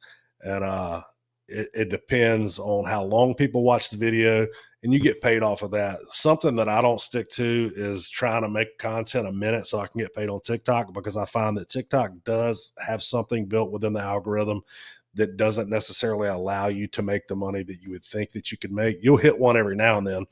But my thing is, make the content, edit it, however it ends up, post it, and you're marketing yourself for brands. And my 80% of my revenue is brand stuff.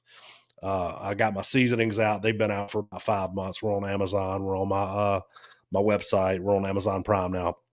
That's the long-term goal, is the seasoning. But for right now, it's just represent brands really well. Don't just take the check and think that you could just go post something and hope that they like it. Really dig deep and make them proud. And remember that content's out there forever, and other brands are going to see it. And you have to take it very seriously if you want to keep doing this. Who does your rubs? Texas Custom Spice in Katy, Texas. Were they good with you starting out? Did you have to do some huge initial order, or were they pretty sensitive to the smaller guy? No, I'm an open book. I remember talking to somebody and they said, if I wanted to come up with a recipe like you did for a rub, what would I do? Like, how much would it cost? And I said, between making labels, and this isn't counting labor, because if you count labor in running a business, you're never going to feel like you made any money. Yeah. But I would say about $4,000 and a little bit of time and effort, and you could have a bottle with the label, nutritional facts, ready to go to market. But that's just the beginning. Anybody can do that. Then you got to pick up the phone and start calling people, and that's when the real work starts. No YouTube channel? I do have a YouTube channel. Yeah. It's so funny with that. If I had a video on TikTok or Instagram that had 4 million views, YouTube may get 5,000 views. So I try to post over there anytime I'm under a minute.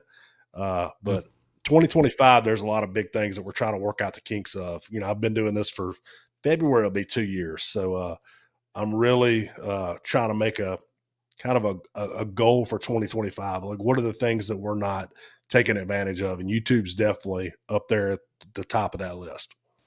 You do any competitions or team up with other teams to go cook when you can on the weekend, or that's not your deal?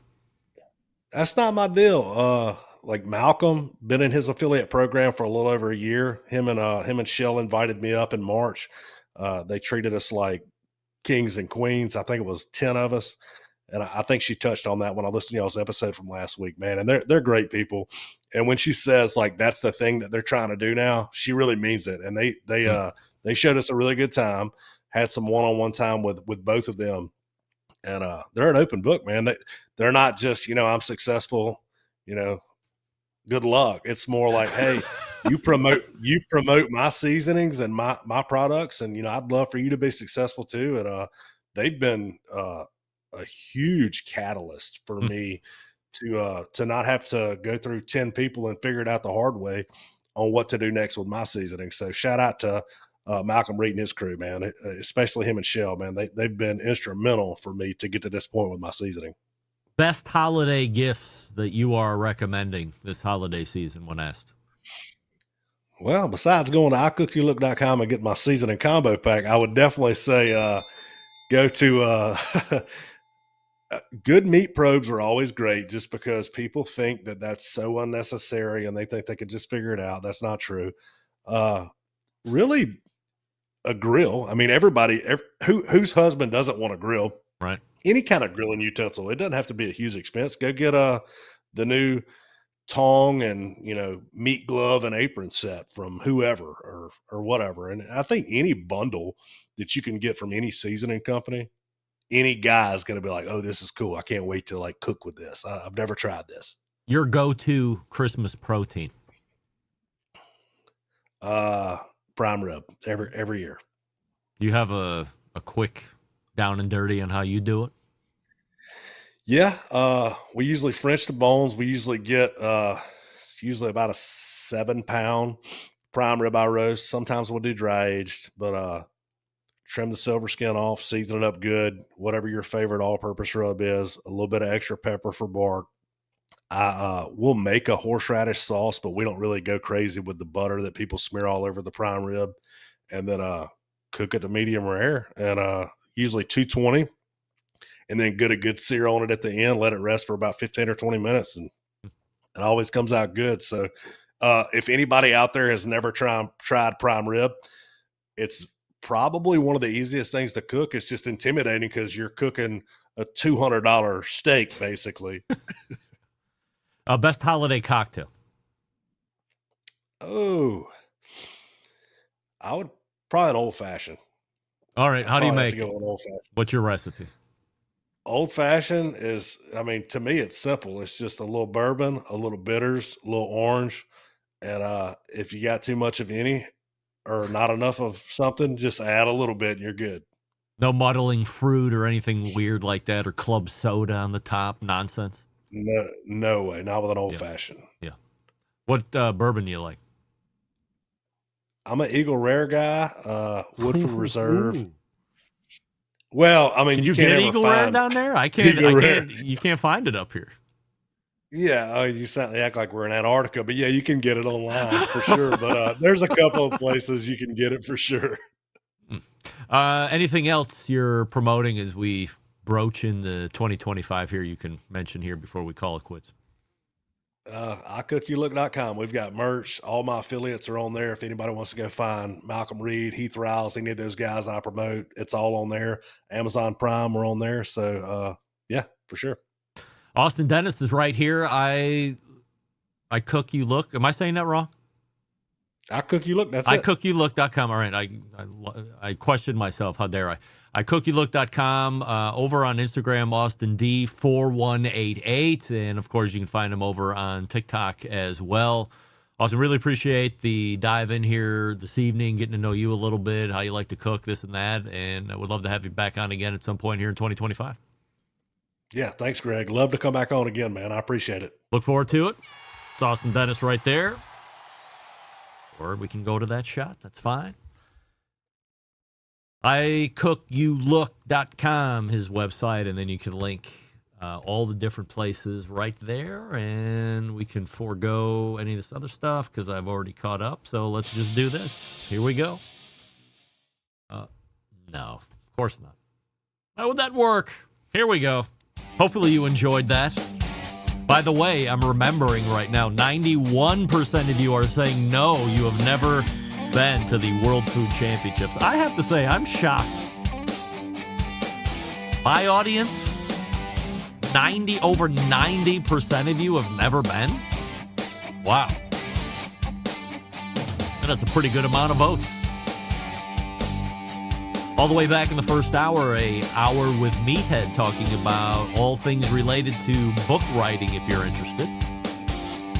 Second hour, Mike McCloud talked about the World Food Championships 2024 edition in Indianapolis, Indiana, one of my favorite destinations across the nation. And then closing it out tonight with Austin Dennis from iCookYouLook.com. Go to his socials from there. He's got rubs. He's being sponsored by some folks as well, so check him out there on his website.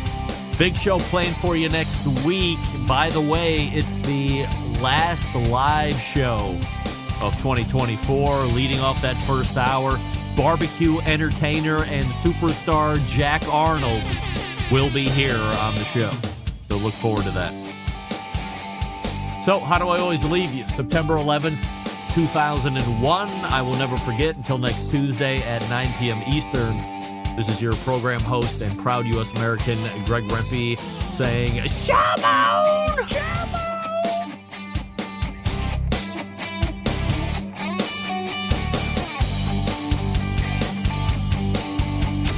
Hey, what's up? This is JM, host of the Celebrity Grill podcast on iTunes, and you're listening to the Barbecue Central Radio Network. All barbecue and grilling, all the time.